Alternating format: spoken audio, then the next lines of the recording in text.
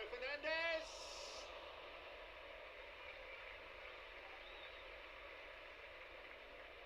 See, once again, that's where the not in a disrespectful way, but try and bring Manchester United down to your level.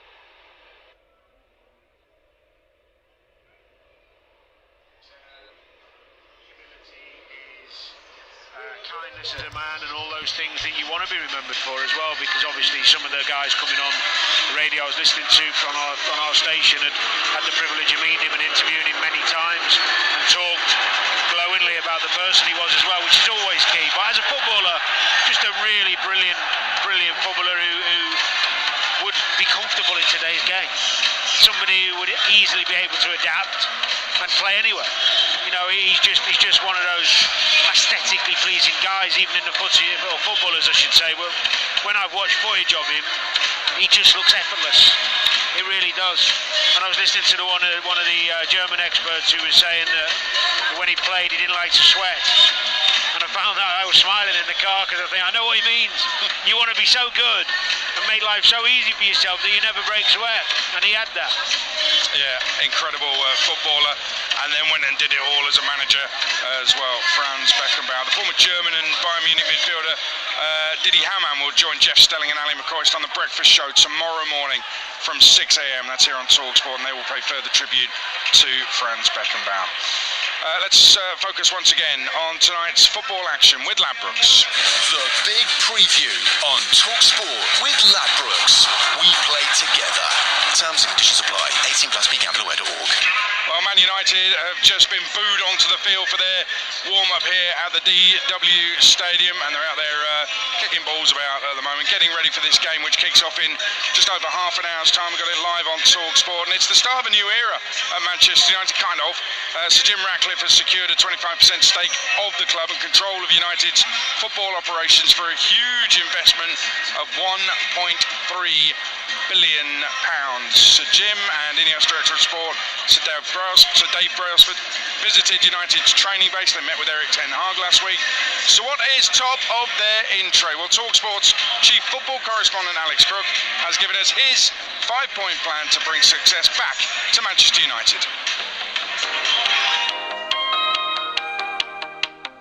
Point number one, to appoint a proven sporting director. John Murtagh currently has the job and is popular with his peers, but has made some terrible recruitment mistakes, not least handing autonomy in the transfer market to manager Erik ten Hag. Dan Ashworth is the favourite for the role. He did a great job at the FA, drawing up the blueprint that has led to England's recent major tournament success and has backed that up at Brighton and Newcastle.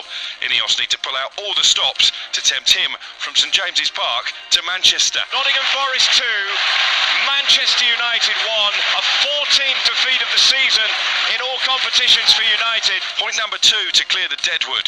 United have got far too many players with overinflated egos on overinflated wages. Jadon Sancho will go. Anthony Martial simply has to follow. He's been an emblem of United's dramatic post-Sir Alex Ferguson decline. Raphael Varane has also been asked to take a pay cut, and rightly so, given his awful injury record. In fact, if you ask most Manchester United fans, there are probably only 3 or 4 members of the current squad that they want to keep long term. Number 3, sign a proven striker.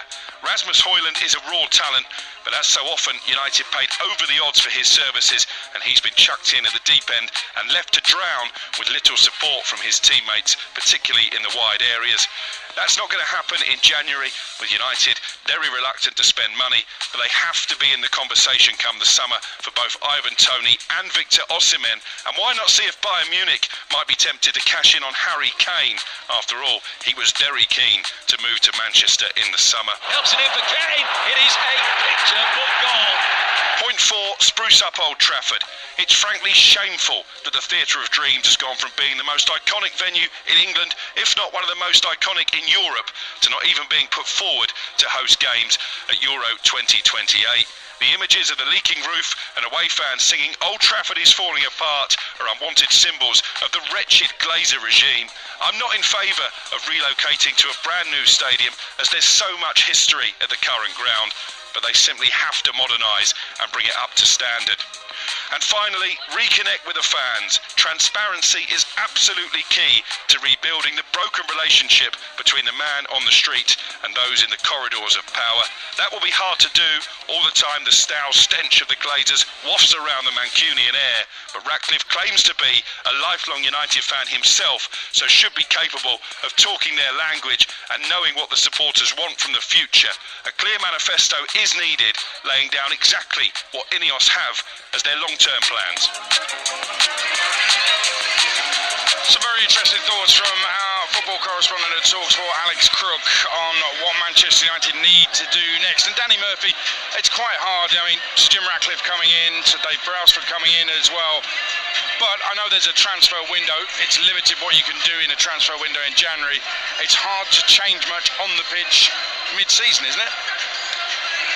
Well, it is if you keep the same manager, because generally the same ideas are implemented on the training pitch, and they don't look to be being implemented particularly well, in my opinion. So, yeah, you can make changes, yeah, but the biggest change always comes from a coach rather than playing staff. You could bring the odd one or two in to freshen things up, make it more competitive in certain areas of the pitch, but I wouldn't be too overly concerned if I was walking through the door of Manchester United now in making sure they bring in more players. I'd be making sure that the people who were in the position to make those choices on the players are the ones you want and are right. So even if it means you miss out on a win, don't spend more money on players to fill a void or to take a risk on. Get the people in the positions, delegate, get the people in the positions of power to make the decisions on players in first. Assess that, see if that needs changing, which it probably does. And then worry in the summer about the targets and who you're going to bring in, because there's always an easier market and always more choice. I think for now you need to really they really need to make a decision on the players already here, who's staying, who's going, and get that sorted. Because then you can start working out budgets better. Because if you can get rid of 3 or 4 who maybe weren't thinking they were out the door, that could free up what, £500,000 a week in wages, and then your options change in the summer. So I don't expect too much business to be done inwards, but maybe a few going out. It's interesting. I mean, did Alex Crook suggest they should go for Harry Kane? Is that what I heard in that? I mean, that would be some signing if that happened. I can't see that happening at all. Well, it was. I don't know if he was tongue-in-cheek with that, because he's not coming back to Manchester United. Maybe the theory aim high was what he was trying to say, I guess. So you didn't enjoy his package? I loved every second of it, yeah. It's given us something to talk about. You liked Crookie's package? Almost as much as you, yeah. I think the other thing we need to say is that I think around United, anybody who's been to Manchester United, whether as a fan or working there in whatever capacity, and I'm not just talking about the media, there's been a heads down approach. It's been like everybody's been deflated around the football club. Everybody who works at the football club.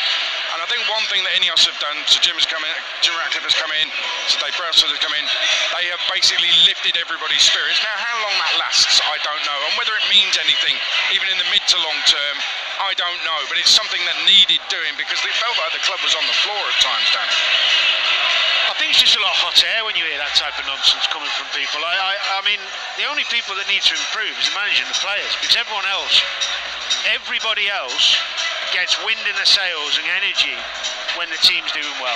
And the manager and the players are the ones who need to do that, not the other people around the place. Manchester United have got work to do off the field and on the field. That's all thanks to Ladbrokes, 18+, begambleaware.org. The big preview on TalkSport with Ladbrokes. We play together. Terms and conditions apply. 18+, begambleaware.org. Well, United have gone strong for this one. It's the first team they're putting out here at League One. Wigan, it kicks off at 8:15. The draw for the FA Cup fourth round coming up at 10-8. So in around about 5 minutes, you're listening to the FA Cup on TalkSport with Carling, the official beer partner of the Emirates FA Cup. 18+. Please drink responsibly. The Emirates FA Cup live on TalkSport with Carling, the official beer partner of the Emirates FA Cup and Adobe Women's FA Cup. 18+. Please drink responsibly. You're looking good, you're looking sharp. Righty here, in case you didn't recognise my beautiful voice. I'm back with Gillette. Their Gillette Labs razor clears the path before the blades for effortless shaving in one stroke. For a finish almost as good as one of mine, in no time. And if you don't think it's the ultimate shave, get your money back. Gillette!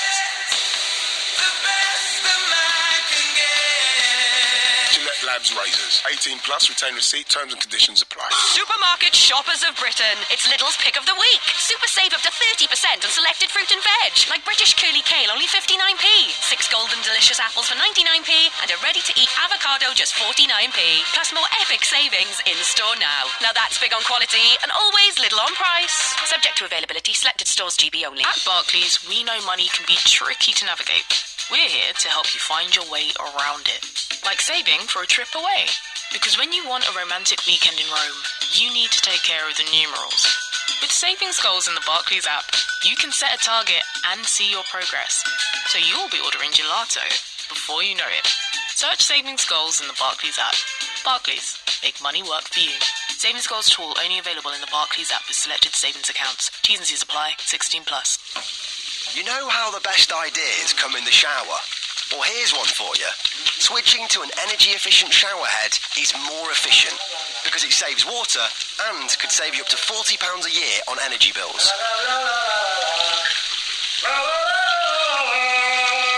And that's worth singing about.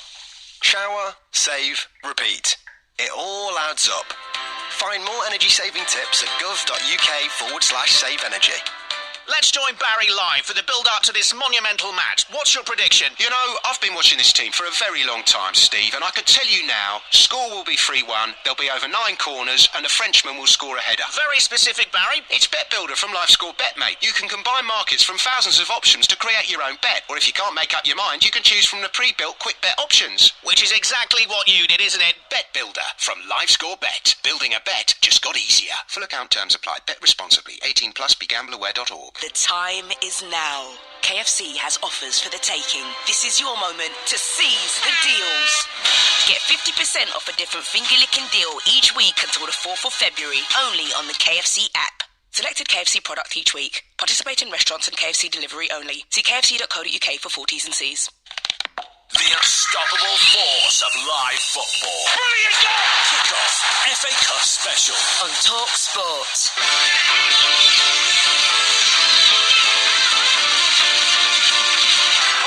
He's got him behind the defence, they've given it away, and he's running to edge the 18-yard box. He's shot it to the far corner and scored! Oh my word! Would you believe it? Will Briggs on fire, and those who hope for a quadruple are terrified. Wigan Athletic 1, Manchester City 0. Well, what a night that was here at the DW Talksport, witnessing another moment of Wigan athletic history when they beat mighty Manchester City in the 5th round of the FA Cup 2018. That night, City had 83% possession in the match, could not find a way past the Latics defence, in which Dan Burn was superb. Now at Newcastle, of course, Wigan boss Paul Cook had a dust-up with Pep Guardiola in the tunnel. It was a crazy night here at the DW Stadium. The Wigan fans remember it well. I reckon Pep Guardiola remembers it well also. Wigan players, by the way, warming up, and they're wearing special T-shirts tonight. The Latics under-18 captain Callum Jones, been at the club since he was 8 years old, a lifelong Wigan supporter, was diagnosed in October last year with high-grade non-Hodgkin lymphoma. And his last round of chemotherapy, ahead of his last round of chemotherapy treatment, the Wigan players are wearing special warm-up T-shirts ahead of this game to show their support for the 18-year-old. He's well loved around the club, really popular figure, and obviously a local lad who just loves Wigan Athletic as well. So we wish him all the very best, and a really lovely touch from the Wigan players as well. The FA Cup 4th round draw is coming up. We'll take you there live as and when. Danny Murphy, very quickly though, a couple of points on the 3rd round. Arsenal 0, Liverpool 2. You were there. All this talk, Arsenal need a striker, is it true? Well, I think they could do with a striker, yes. You know, someone more consistent and prolific in front of goal. But I'm also of the opinion that Arteta needs to give somebody of the lads an opportunity in the front line. You know, Trossard is a goal threat when he plays. I know he's had a few injuries, but he hasn't had enough time on the pitch to show that. And also, Reece Nelson, who I thought was really good yesterday, we haven't seen enough of him. You know, people talking about the front three not quite active for Arsenal, and mix it up. Sometimes maybe maybe even go 2 up top, get some crosses in the box, try some different things. I don't think just bringing one striker is going to fix the Arsenal problem. It's about variation, changing it sometimes, even changing personnel, swapping wingers. We saw it with Liverpool second half. He didn't the same 11 on the pitch, he just mixed it up a bit. Nunez went out on the left, Diaz on the right, Gapco down the middle. You know, these things can mess teams up. They've become a little bit predictable. So, when Arteta said afterwards, I was in his press conference afterwards, he said missing chances is a psychological issue. Would you agree with that or not?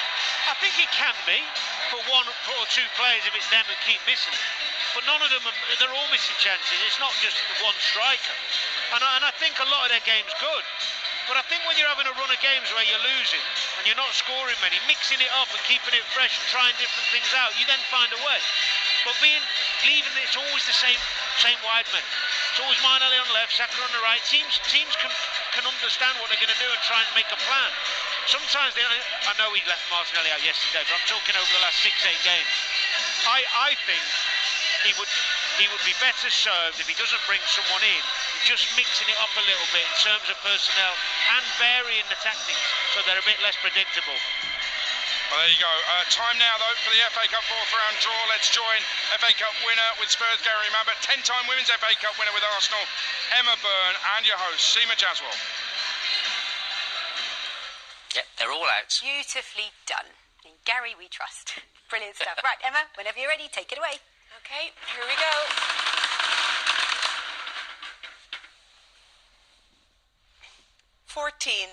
Number 14 is Watford, 10th in the Championship, runners-up in 84 and 2019. Travelling to Watford is... Number 10. Number 10, Southampton, who are 3rd in the Championship and winners back in 1976. 22. Number 22 is Blackburn Rovers. We know they have great pedigree in this. They're 6-time winners. Against number 2. Against number 2, and that is Wrexham of League 2. They made it to the 4th round last season. 26. Number 26, and that is AFC Bournemouth under Andone Iraola. Absolutely having a wonderful campaign. They've won 6 of their last 8 in the Premier League. Against number 24. Number 24 is Swansea City of the Championship, managed by Luke Williams as of the 5th of January. Number 9. Number 9, West Bromwich Albion, 5th in the Championship and 5 times winners of this competition. They've reached 10 finals.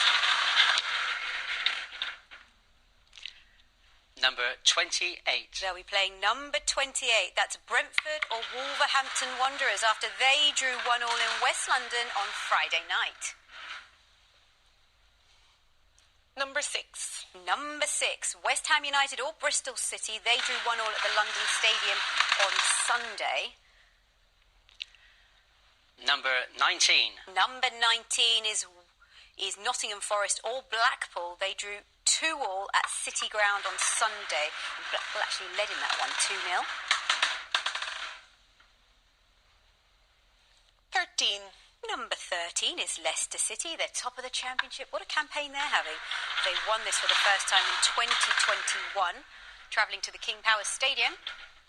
Number 32. Is number 32 Hull City or Birmingham City. They drew 1-1 on Saturday. A nice away trip for those fans. 16. Number 16, Sheffield Wednesday, 22nd in the Championship at the moment. But they are 3 times winners of this competition.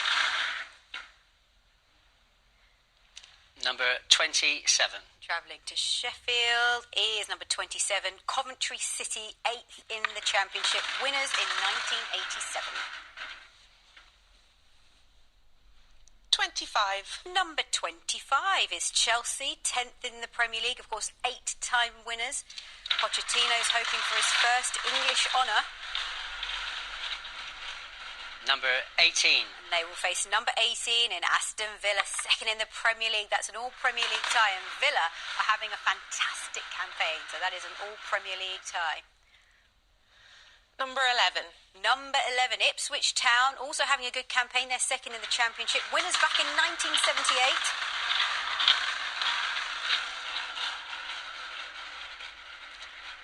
Number 30. Against number 30, Maidstone United. They are the lowest ranked team in the mix. So a great away trip for those Maidstone United fans to Ipswich Town, who are in the Championship. Number 3. Number 3 is Liverpool, top of the Premier League. And of course have won this 8 times. They beat Arsenal yesterday 2-0 and travelling to Anfield. A great ground to travel to. Number 5. Number 5 is Norwich City or Bristol Rovers after their 1-1 draw at Carrow Road on Saturday. Another great away day for some fans there. Number 7.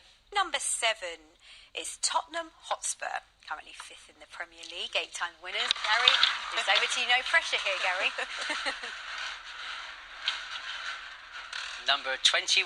And they're playing number 21, Manchester City. Of course, the defending champions. How are we feeling about that one, Gary? To be the best, you've got to be the best. I like that answer. Very good. Wow, that is going to be a tasty tie. Number 12. Number 12 is Leeds United, 4 times finalists and winners in 1972.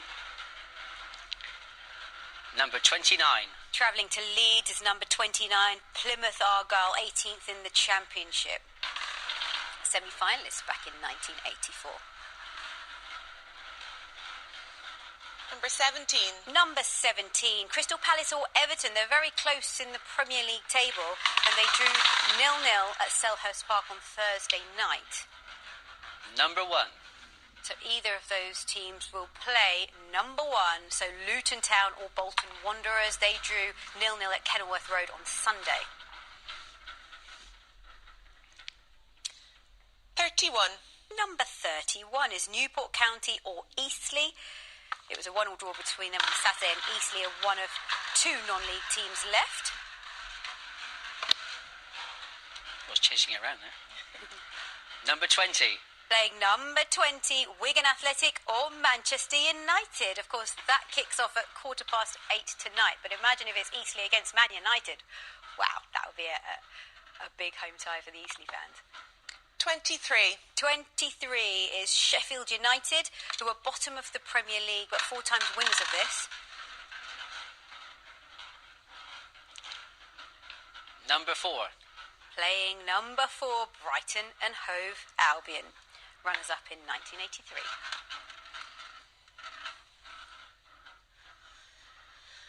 Number 8. Number 8 is Fulham, who are 13th in the Premier League, runners-up in 1975. This should be the last ball. Travelling to Craven Cottage. Number 15. Number 15, Newcastle United under Eddie Howe. They just beat their rivals Sunderland on Saturday. Well, that completes the Emirates FA Cup 4th round draw. A big thank you to my guests. There you go, that's the 4th round draw. You heard it live on TalkSport. Danny Murphy, FA Cup winner in 2001. Let's pick out a few of those ties. We'll start with your old club, Liverpool. A home tie against either Norwich or Bristol Rovers. They couldn't have asked for much better than that, could they? Well, after getting Arsenal away in the last one, they probably due a bit of luck. So, yeah, great draw for them. That puts them through. Holders, are you okay there? That puts them through. Yes. Crikey. Norwich or Bristol Rovers, Anfield. Arrogant Liverpool fans. No, realistic. When was the last time they lost there? Do you know? I can't wait for you. I can't remember it that long ago. Honestly, size of your head. Oh, dear. Bigger than Crookie's package. Spurs against Manchester City is an incredible tie. As Gary Mabbott pulled out Man City for Spurs, the irony there is incredible. But I feel for Spurs because they're not going to have the full strength team to try and play against City, and it's the only competition they're left in. I feel from the old team. I'd rather them get an easy draw. It's going to be difficult. Yeah, very difficult. Maidstone United, lowest ranked club left in National League South. They go away to Ipswich Town.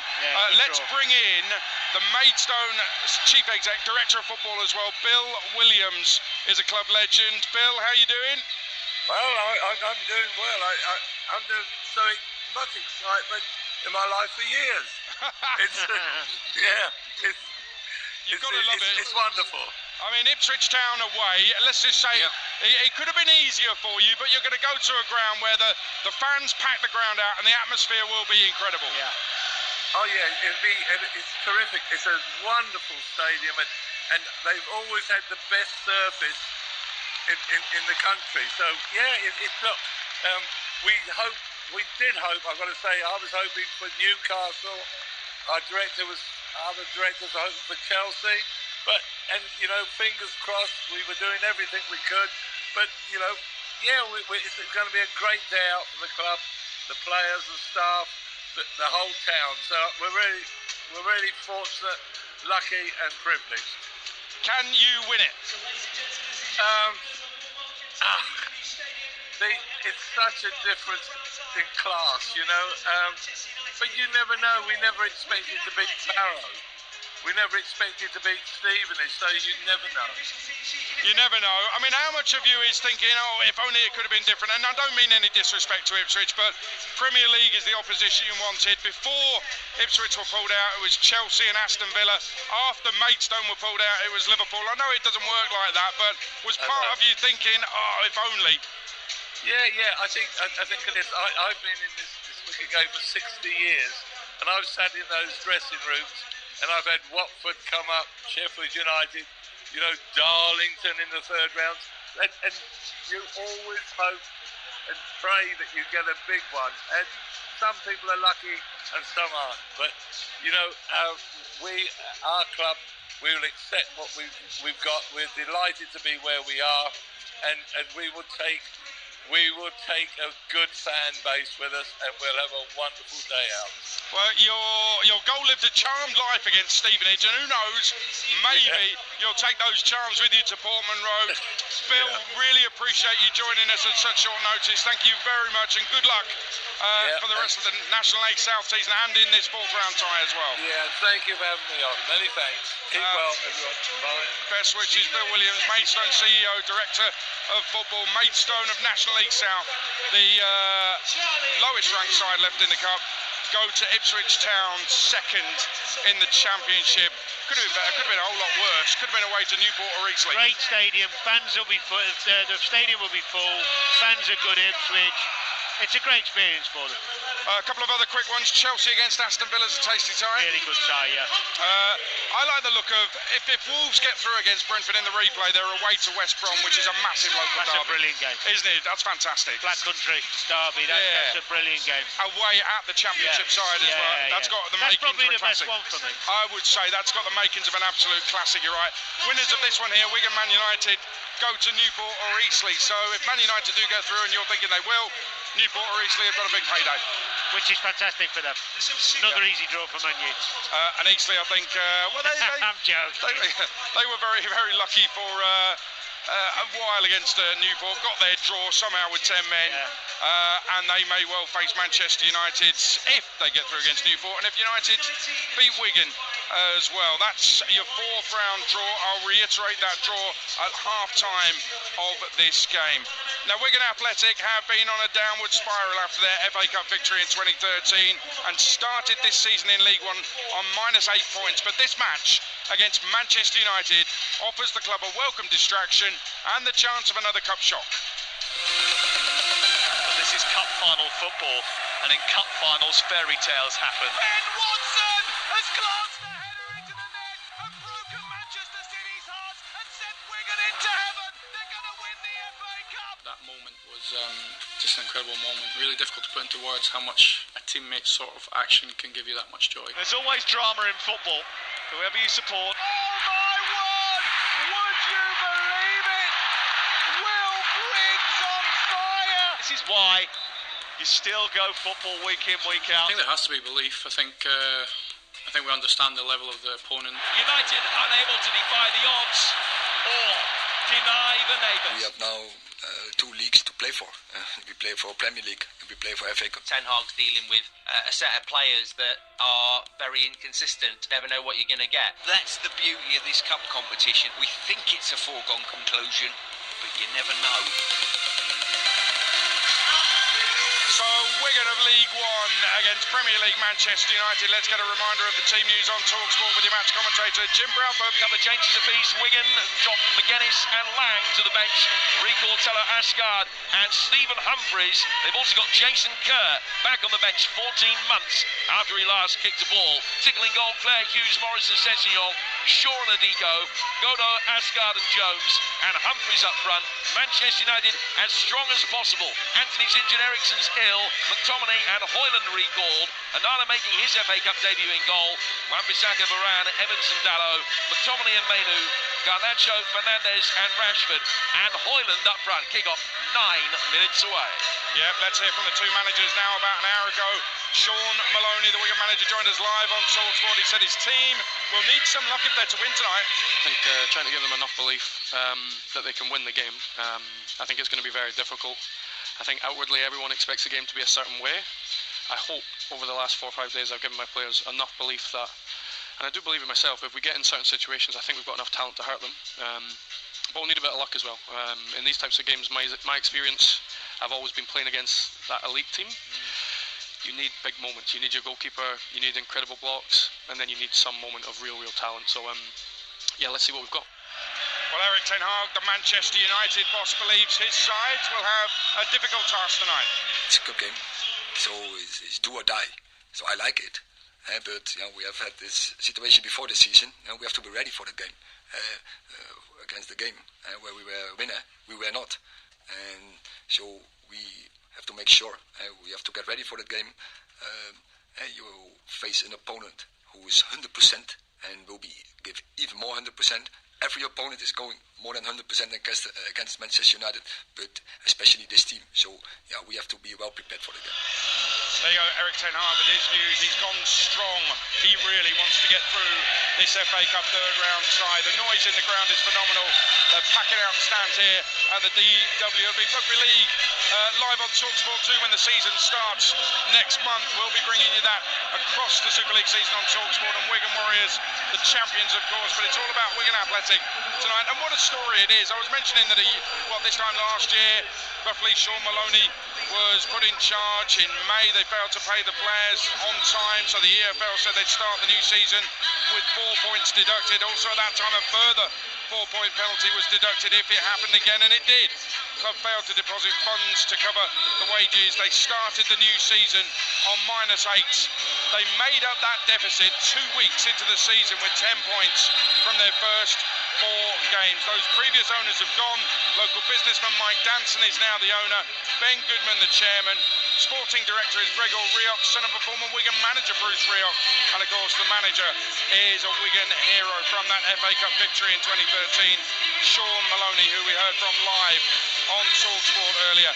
And the home record is good here at the DW. They've beaten some of the top sides in the division, won 7 of the 12 games here at the DW. You cannot discount them, but as Sean Maloney was saying, it's going to need a little bit of luck. It'll need everybody to be on form, and if they do go out, they will need to focus on that league form. Just 1 win in 6 is the current run they've been on. 18th in League One, 4 points above the bottom 4, but they do have 3 successive home games at the end of this month in the league, and that's a chance for them to put some much needed space between them and the relegation places. Wigan Athletic are all about the recent history, which if you go back 70s, 80s, is getting into the Football League in itself, never mind making their way to the Premier League and winning an FA Cup final in extraordinary circumstances against Roberto Mancini's Manchester City. That was to be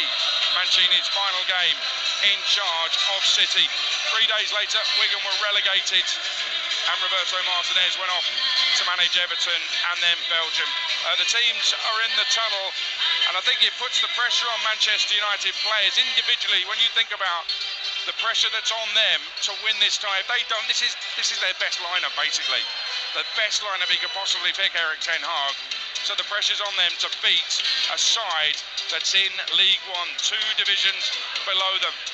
And as the atmosphere builds, the light show continues. There's smoke billowing out of the tunnel, and the players will be coming out of that tunnel to a fanfare very shortly. All the mascots are waving flags on the pitch. There's 2 massive flags on the centre circle as well. Up the ticks, the latex, the nickname of Wigan Athletic, says one of those flags that's being waved on the centre circle as we speak. We are less than 5 minutes to kick off, and here come the teams, Wigan and Manchester United, FA Cup third round. Wigan are the giant killing kings. They've done it to City 3 times in recent years, but can they do it to United? You're about to find out on TalkSport with FA Cup winner Danny Murphy, alongside your commentator Jim Proudfoot. Is on the air. Can they make it too? TalkSport 2, because sport never stops. We're sorry, this commentary is not available in your country. Please visit talksport.com/commentaries to hear an alternative stream or listen to TalkSport 2 for even more live sport. TalkSport has so much sport, we're running out of radio to play it. In fact, we've got enough rugby, cricket, horse racing, boxing, motor racing and golf For an entire other radio station. And the thrilling games continue. The prodigal son of all radio stations is on the air. TalkSport 2, because sport never stops. There ain't no stopping it now. Get set for more live sport, more incisive pundit comment and opinion, and more Andrew McKenna. Thank you very much. That'll do. Sport radio that hits you for 6. TalkSport 2. Oh, that's what ball, and he's ball him. He's dragged it back onto the stumps. Hard tackling live. Super League action. Strong and hard and made of steel. Live commentary of the UEFA Champions League. Champions of Europe again. Live Aviva Premiership Rugby. They must surely score. Golf coverage that's perfectly pitched. We're not allowed to cry on radio. We're supposed to be tough. Serving up live ATP Masters Series tennis. And Andy Murray, with his head in his hands, goes to congratulate Novak Djokovic. I'm so happy. TalkSport 2. Live international football. What a goal! Get in the ring. Go the distance. TalkSport 2. And Fury's got it. A unanimous decision. If you can kick it, hit it, Bowl it. pass it, hot it, hot it, or catch it. You'll find it right here on TalkSport 2. The prodigal son of all radio stations is on the air. Can they make it too? TalkSport 2, because sport never stops. We're sorry, this commentary is not available in your country. Please visit talksport.com/commentaries to hear an alternative stream or listen to TalkSport 2 for even more live sport. TalkSport has so much sport, we're running out of radio to play it. In fact, we've got enough rugby, cricket, horse racing, boxing, motor racing and golf. For an entire other radio station. And the thrilling games continue. The prodigal son of all radio stations is on the air. TalkSport 2, because sport never stops. There ain't no stopping it now. Get set for more live sport, more incisive pundit comment and opinion, and more Andrew McKenna. Thank you very much. That'll do. Sport radio that hits you for 6. TalkSport 2. Oh, that's what ball, and he's ball him. He's dragged it back onto the stumps. Hard tackling live. Super League action. Strong and hard and made of steel. Live commentary of the UEFA Champions League. Champions of Europe again. Live Aviva Premiership Rugby. They must surely score. Golf coverage that's perfectly pitched. We're not allowed to cry on radio. We're supposed to be tough. Serving up live ATP Masters Series tennis. And Andy Murray, with his head in his hands, goes to congratulate Novak Djokovic. I'm so happy. TalkSport 2. Live international football. What a goal! Get in the ring. Go the distance. TalkSport 2. And Fury's got it. A unanimous decision. If you can kick it, hit it, Bowl it. pass it, hot it, hot it, or catch it. You'll find it right here on TalkSport 2. The prodigal son of all radio stations is on the air. Can they make it too? TalkSport 2, because sport never stops. We're sorry, this commentary is not available in your country. Please visit talksport.com/commentaries to hear an alternative stream or listen to TalkSport 2 for even more live sport. TalkSport has so much sport, we're running out of radio to play it. In fact, we've got enough rugby, cricket, horse racing, boxing, motor racing and golf. For an entire other radio station. And the thrilling games continue. The prodigal son of all radio stations is on the air. TalkSport 2, because sport never stops. There ain't no stopping it now. Get set for more live sport, more incisive pundit comment and opinion, and more Andrew McKenna. Thank you very much. That'll do. Sport radio that hits you for 6. Talk Sport 2. Ball into a ball and he's ball him. He's dragged it back onto the stumps. Hard tackling live. Super League action. Strong and hard and made of steel. Live commentary of the UEFA Champions League. Champions of Europe again. Live Aviva Premiership Rugby. They must surely score. Golf coverage that's perfectly pitched. We're not allowed to cry on radio. We're supposed to be tough. Serving up live ATP Masters Series tennis. And Andy Murray, with his head in his hands, goes to congratulate Novak Djokovic. I'm so happy. Talk Sport 2. Live international football. What a goal! Get in the ring. Go the distance. Talk Sport 2. And Fury's got it. A unanimous decision. If you can kick it, Hit it. Bowl it. Pass it. Cut it. Pot it. or catch it. Catch it. You'll find it right here on Talk Sport 2. The prodigal son of all radio stations is on the air. Can they make it two? Talk Sport 2, because sport never stops. We're sorry, this commentary is not available in your country. Please visit talksport.com/commentaries to hear an alternative stream or listen to TalkSport 2 for even more live sport. TalkSport has so much sport, we're running out of radio to play it.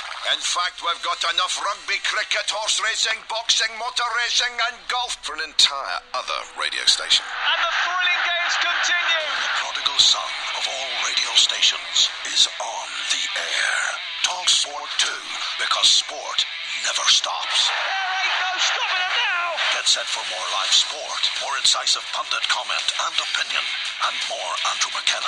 Thank you very much. That'll do. Sport radio that hits you for 6. Talk Sport 2. Ball into a ball and he's ball him. He's dragged it back onto the stumps. Hard tackling live. Super League action. Strong and hard and made of steel. Live commentary of the UEFA Champions League. Champions of Europe again. Live Aviva Premiership Rugby. They must surely score. Golf coverage that's perfectly pitched. We're not allowed to cry on radio. We're supposed to be tough. Serving up live ATP Masters Series tennis. And Andy Murray, with his head in his hands, goes to congratulate Novak Djokovic. I'm so happy. Talk Sport 2. Live international football. What a goal! Get in the ring. Go the distance. Talk Sport 2. And Fury's got it. A unanimous decision. If you can kick it, Hit it. Bowl it. Pass it. Cut it. Pot it. or catch it. Catch it. You'll find it right here on Talk Sport 2. The prodigal son of all radio stations is on the air. Can they make it two? Talk Sport 2, because sport never stops. We're sorry, this commentary is not available in your country. Please visit talksport.com/commentaries to hear an alternative stream or listen to TalkSport 2 for even more live sport. TalkSport has so much sport, we're running out of radio to play it. In fact, we've got enough rugby, cricket, horse racing, boxing, motor racing and golf for an entire other radio station. And the thrilling games continue. The prodigal son of all radio stations is on the air. Talk Sport 2, because sport never stops. There ain't no stopping it now. Get set for more live sport, more incisive pundit comment and opinion, and more Andrew McKenna. Thank you very much. That'll do. Sport radio that hits you for 6. Talk Sport 2. Ball into a ball and he's ball him. He's dragged it back onto the stumps. Hard tackling. Much waited for first Premier League goal for Manchester United. He missed the Nottingham Forest game last time due to illness. Here's Garnacho. 15-20 yards inside the penalty area, right-hand side. Back to Mainu near the centre circle. Manchester United dominating possession as Wigan would have expected here in the early stages of the game. And Sean Maloney will have set the team up, hoping that they can counter and catch out what has been very regularly a vulnerable Manchester United defence this season. Mainu's the deepest lying of them at the moment, and he gives it to Varane on the right-hand side. 0-0. Yeah, excellent shape so far from Wigan. Really disciplined, really organised. The test is, can they keep this up for the 90? It's a good lunge by Asgard, who had the glorious chance earlier on, but he can't do anything with that. Manchester United work it out to the left wing to Marcus Rashford. He'll break into the penalty area. Low left-footed cross comes off Charlie Hughes, and it deflects away from him. Rashford spilled off the pitch. He's a little bit slow to get back up to his feet. I think he got a little knock there, but nothing too serious. And Marcus Rashford is now jogging back into position once again. Liam Morrison rolls the ball back to tickle the goalkeeper, and they're confident to play it out here. It's a short pass to Sean Clare, neat triangular passing. It'll be very interesting, is it, to see how brave Wigan are at doing that as the evening continues, because they've been penned in here. That's an early indication, Connor.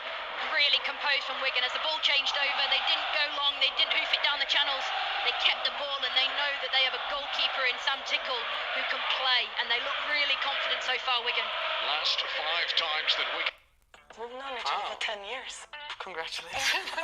You kind of take away the emotions when you step... Wigan have had more giant killings against top-flight opponents than any other team. They've had a big chance here, they haven't taken it, and will Sean Maloney's team regret that as the evening continues? We've played 6 minutes. Maino has possession in the midfield for Manchester United. Low to the feet of Hoyland, who hungrily comes looking forward. Morrison with them all the way, though, and more tigerish tackling from Wigan. On a breezy night, they put the pressure on, and Evans is forced to retreat back to the keeper. Again, excellent shape, excellent pressure from Wigan. They're just biding their time, picking the right moments to go and engage. In that instance with Hoyland and just forcing him backwards. Really positive start from Wigan. If you missed the draw, the full details are on the BBC Sport website, but the headlines are that Tottenham will host the holders Manchester City in the 4th round. Chelsea will be up against Aston Villa at Stamford Bridge. League 2, Newport County, or the national side, Eastleigh, will host the winner of this game, either Wigan or Manchester United. Rashford coming forward. Dalot did well to stay onside. Crosses him at the outside of his right foot. Garnacho on the back post, tried to take it down, but Sessegnon got good and close to him and was able to clear the ball away, and all the way back to Aaron Wan-Bissaka, still 0-0. What a ball that is from Dalot. He's finding himself actually quite high up the pitch. Manchester United dominating the ball as expected, and Dalot's finding himself in a lot of spaces with a lot of time on the ball. Garnacho, the ball falling to him at the back post, unable to get a chance, but Manchester United just dominating. It's been a bright start here this Monday evening under the floodlights in Wigan.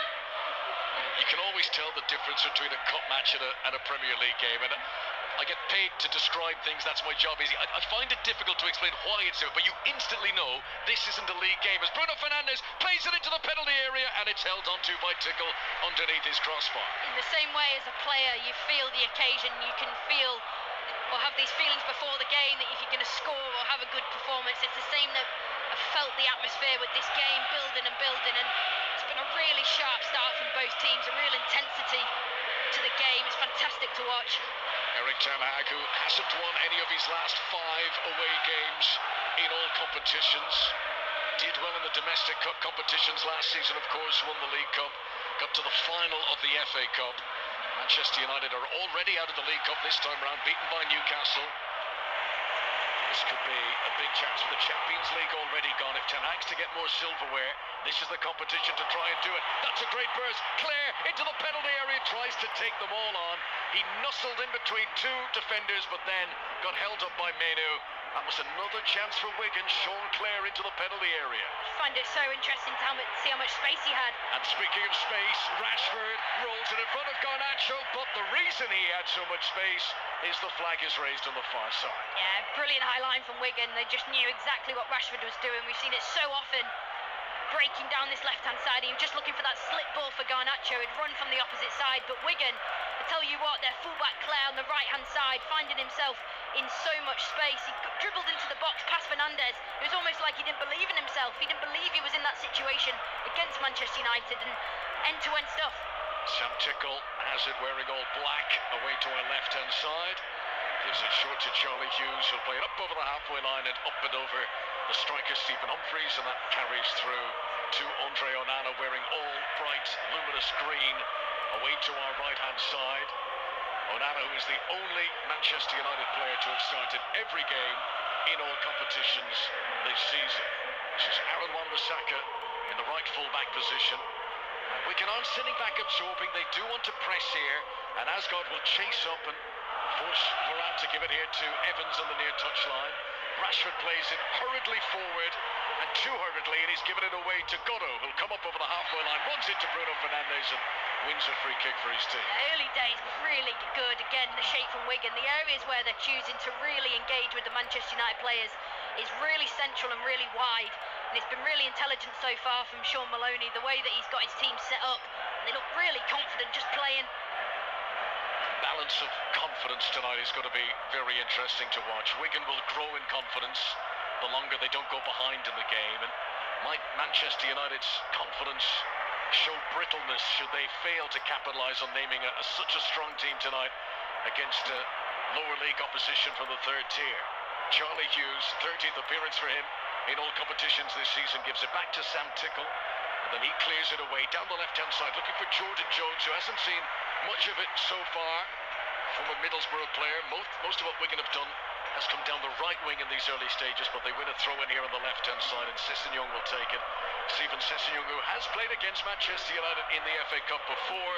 He was in the Charlton team that got to the quarter-final, I think it was. Was it the fifth round? I can't remember, but they got to one of the latter stages against Manchester United not so long ago in the FA Cup. Garnacho gets it back here for the visitors into Kobe Mainoo, back to Raphael Varane, and Rashford has gone away from his duties out wide. He's come into a more central position. Dallow has gone forward on that left-hand side, but closed down by Sean Clare. Manchester United go back into the centre circle once again. Yeah, there's a lot of rotation for Manchester United, knowing before the game that they're likely to dominate possession. Dallow and Evans are actually interchanging centrally and wide to try and find Manchester United the outpass to get away from this Wigan structure, which has been really good so far.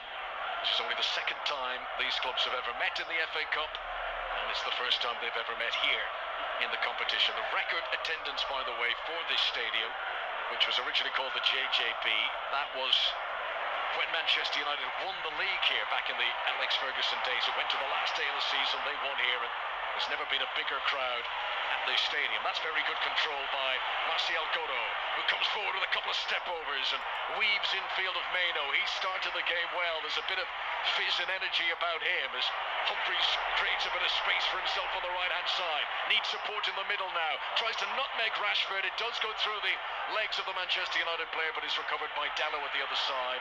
Manchester United get it back on the edge of their own penalty area. Dallow gives it short to Mainoo. Manchester United move up towards the halfway line. Kobe Mainoo, who's very quickly become an important player for Erik ten Hag. Wigan Athletic 0, Manchester United 0. 5 live from the BBC. Varane, 10 yards inside his own half with the yellow boots. Raphael Varane, who scored the winning goal against Wolves at Old Trafford on the opening weekend of the season. A campaign that started with such optimism for Erik ten Hag. Last season, Rashford got the 30 goals. They did lift silverware. They were back in the Champions League. It all felt like a club going in the right direction. But so far, this 23-24 campaign's been dreadful for Erik ten Hag, and he can only hope that the 24 part of it is going to be better than the 23 part of it. And this is the first game that Manchester United have played of the new year. Varane has the ball, gives it to Wan-Bissaka. Good first touch football, a back heel by Bruno Fernandes. Creates a shooting opportunity for Garnacho. It's blocked down. Loose ball ricochets for Rashford, who's in the penalty area. Lovely footwork, Rashford! And the shot is blocked away again in front of the goalkeeper and out for a corner. The best we've seen of Manchester United. 14 minutes in, a shot from Rashford blocked away for a corner kick. Yeah, you know what? I think that's a fantastic save from Sam Tickle, because the ball has gone through a lot of bodies before it arrives at him. Just watching a replay here, Rashford cutting in on his right foot. Yeah, and it's Tickle with the save around the post. He's done really well there to see that ball at the last second. But again, from Fernandes, a wonderful little flick into the path of Kobe Mainoo to start that move off. Delightful. Manchester United have only scored 9 Premier League goals away from home this season. It's been a problem for Erik ten Hag. We're approaching the quarter of an hour mark, and they're hoping Manchester United to get the opening goal of this game. The corner is played short. Bruno Fernandes to Marcus Rashford, dribbles into the penalty area, tries to play a low pass, and it's cut out, and that's a wasted corner kick opportunity for Manchester United, their first of the game so far. Wigan, though, careless in how they come away from the back. Godo's pass is given away, and Evans has it once more on the halfway line. Mainoo drops in between the central defenders. Wigan fans looking on. Most of the noise at the moment coming from the large contingent of away fans. The Manchester United supporters housed across the full length of the pitch, far side from us. Wan-Bissaka gives it to Højlund, back to Varane, to the near touchline, Manchester United's left, and Rashford, who took a touch to control it, but didn't quite get the elevation he wanted, and Wigan are able to head it away. And Wan-Bissaka's in trouble here because Jones has taken it away from him, but he's adjudged to have handled it as he did so. So he sort of charged down Wan-Bissaka, and the referee Anthony Taylor, who was behind that, said it was a handball. All sorts of protests from Jones, who said it hit his chest. No VAR, remember. Free kick Manchester United midway inside the Wigan Athletic half. Bruno Fernandes standing over it. Bruno Fernandes, who won the Portuguese Cup, Portuguese version of the FA Cup with Sporting in the past. Sends in a right-footed delivery, which is headed away by Liam Shaw on the edge of the penalty area. Humphries gets a touch to try and put it in front of Goddo, but Maino, very composed, gets there first and controls the ball and gets it back for the visitors. Wigan Athletic 0, Manchester United 0. Bruno Fernandes coming again. Plays it in, looking for Højlund. Good delivery. Charlie Hughes backpedaling. He's forced to put it out for another Manchester United corner. Yeah, Manchester United is starting to go up another gear. It's all coming from that man Kobbie Mainoo in the centre of the pitch. He's quickly become a mainstay for Manchester United, and I tell you why, because he is so good at sniffing out danger and keeping Manchester United in possession of the ball, sustaining attacks. He's going to be one to watch for the future, because what I've seen so far is fantastic. So the corner is going to be taken by Bruno Fernandes. At the last one they took it short. This time the referee is delaying because Højlund's got in to step on the toes of the keeper, and Anthony Taylor is coming across and just asking for a little bit of a gap between those two. All sorts of jostling for position inside the box as Bruno Fernandes does play this one directly in. It was a well-timed lunge by Varane at the front post, but it's blocked away for yet another corner. That was a good little ball in from Fernandes. Just a little bit of variation on these corners from Manchester United. Rashford looking for it short again. Just asking the question of Wigan, are they going to pull another player out? This time it's played short again. Bruno Fernandes gets it back from Marcus Rashford, floats it towards the back post. McTominay jumps, can't get it. Evans will try to get it under his control back down on the deck, but Sean Clare lunges in ahead of him. That's very good from Sean Clare. Wins it back for Wigan, and a chance of a counter-attack maybe. Shaw, though, takes the conservative approach, plays the pass to Morrison. They will build their way out from the back here, Wigan. Sessegnon on the edge of the box. Looks, oh, that's a high-risk ball across field to Goddo, but he does find his target. Keeps it away from Dallo. Morrison will roll it back to the goalkeeper again, and no nonsense from Tickle as he plays it up towards the halfway line. Controlled by Asgard, who wants a free kick. Claims he was fouled by Johnny Evans. Anthony Taylor says no. 18 minutes on the clock, 0-0. Possession being dominated by Manchester United, the Premier League club, as we would have expected. Garnacho cutting in off the wing on the right-hand side. Gets to within 5 yards of the penalty area. He's managed to smuggle it through to Bruno Fernandes. And further on to Rashford in the box. Tries to pull it back on his right boot. Well-timed challenge from Morrison. Rashford, though, keeps it going. And Adiko slides in to put it out for Manchester United's fifth quarter in 18 minutes. It's brilliant 1v1 defending by Wigan. Just Fernandes fizzing the ball out to Rashford, and he looks to cut inside on that right foot again. Stands up, and it was Adeko actually who got the clearance. But Manchester United really turning the screw now. So Bruno Fernandes sends this one into the penalty area, headed out at the front post by Asgard, who's picked out Goddo, who sprints up towards the halfway line, and he's played it across to Jones on the other wing, and it's a really good tackle as Mainoo slides in, crunches in, not once, twice. Kobbie Mainoo to regain possession for the visitors. Mainoo's probably been Manchester United's best player of these early stages. Bruno Fernandes plays a 1-2 on the edge of the box. McTominay arrives and he tries to side-foot it, but puts it wide. Opened up his body, tried to side-foot it into the bottom corner, and he's about 2 feet wide. Oh, I tell you what, again, the ball's come from Kobbie Mainoo, winning the ball back, and then this little bit of play from Manchester United is absolutely delightful. And it's Scott McTominay just tries to open his body. He takes the ball off Højlund, and he looks to guide the ball past Sam Tickle. And Sam Tickle's watching on happily because the ball's gone wide of the post. Sigh of relief for Wigan there. Tickle's yet to have a proper shot to save. He's been helped out by his defence once or twice. Here is Thilo Asgard. Asgard, whose most recent goal came earlier on in this FA Cup run when he scored at Exeter in November. This is Liam Morrison at the back. Clever ball up to Asgard again. He played it right between Rashford and Bruno Fernandes, who are standing almost shoulder to shoulder, but he somehow smuggled it through the middle of those two. It's a very good pass. Here's Jordan Jones on the far side. Wigan are showing confidence. League One against Premier League, but they are not bowing down. They are not being over-reverential. And that's very much exemplified by a Cruyff turn by Charlie Hughes on the edge of his own penalty area to suck the ball away from Rasmus Højlund and roll it back to the keeper. Yeah, they're playing with a real confidence, Wigan. You can just see they're very happy to play out from the back, try and evade the Manchester United press, and the more they do it, the more aggravated Manchester United are getting, exactly like you just said, Connor. A little Cruyff turn, they're building in confidence. Varane jumps on the halfway line for Manchester United, but he's headed goes straight to Humphries. Mainu comes in to try and disrupt. Wigan hold on to the ball. Good work from Humphries with the bleach blonde hair, and he goes around Mainu but runs into Wan-Bissaka. And a good smart turn by McTominay in the midfield might create something for the visitors here. He rolls it to the right-hand side.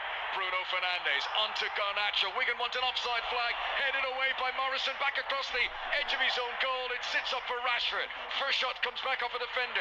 Dalot arrives, hits it right-footed and scores. Super goal by Diogo Dalot. Tucks it away into the bottom corner through a forest of legs. He picked his spot there. Diogo Dalot, second goal of the season for him. And Manchester United lead. 22 minutes played. Wigan 0, Manchester United 1. Yeah, and Dalot's average positioning for a fullback has been more inside today, and that is exactly where the goal has come from. The ball is broken down the right-hand side. It was Bruno Fernandes into the path of Garnacho, I think it was. He'd just gone for the cross, and Højlund's in there. Falls to Rashford, who just lays it into the path of Dalot, who just curls it with composure and finesse into the far corner, through a load of bodies, like you say, Connor. And a wonderful goal from Dalot, a brilliant goal for Manchester United. And sadly, that's Wigan's press beaten. What have they got now? So just as we were praising the confidence being exuded by Wigan, Manchester United have rocked them back on their heels. It's the first goal that Wigan have conceded in the FA Cup this season. This is their third game in the competition. How are Sean Maloney's team going to react to this? Wan-Bissaka rolls it back to Onana. Erik ten Hag, who's named a strong team tonight. That's just what he would have wanted. Manchester United taking the lead midway through the first half. Diogo Dalot, who got a fine goal in the win at Sheffield United in October, only his second ever Premier League goal. It's now his second goal of this campaign. Manchester United, who haven't lost away in the FA Cup third round for 40 years. You've got to go back to when Ron Atkinson was the manager. They were beaten by third-tier Bournemouth at the old Dean Court, and the Bournemouth manager back in those days was one Harry Redknapp. That's how long ago it was. This is Garnacho into the penalty area, just in front to McTominay. Sits up for Rashford. Oh, he hits it off the keeper, and he thinks it's over the line. No goal line technology, remember. It hits the keeper, it hits the post. It comes back to Sam Tickle. I don't think it went over the line, and the officials certainly aren't indicating that they think so. And 1-0 it remains. Izzy Christensen. Oh, I think Sam Tickle saved by the post. The ball from Rashford, or the shot, should I say, has fizzed across the surface of the pitch, and Tickle's just got a hand to it, and it's gone beyond him, and it's hit the post and ricocheted back across the line, and he's managed to get his hands to it. But there was no indication from the linesman on the far side that the ball crossed the line. It was firmly struck by Rashford, but it was straight to the keeper. Had that gone in, we would have been blaming Tickle for not saving it. He should have stopped it, slipped through him, hit the post, and fortunately for the young keeper, it came back into his arms. Free kick to Wigan on the halfway line. Sam Tickle, who has been selected for England under-21 squads this season, is yet to make his debut at that level. He had to withdraw from the November squad because of injury, but that's how highly rated he is. Morrison has the ball at the back for Wigan, gives it to Sean Clare. So much of the noise at the moment coming from the DW Stadium is from the Manchester United fans on what is a rarity, a surprising rarity for Manchester United fans to be watching their team away from home in this competition. And obviously they got to the final last year and they played at neutral Wembley, but Manchester United haven't played an away game in the FA Cup in front of fans since before the pandemic, would you believe? All their games before the Wembley matches last season were at home. Previous season they'd A few at home. They then had obviously behind closed doors games during the pandemic, but it's been a long, long time since Manchester United fans have come on the road to cheer on their team in this competition, and they're very much enjoying it here as Evans is caught on the edge of his own penalty area. Not a great challenge at all by by Liam Shaw.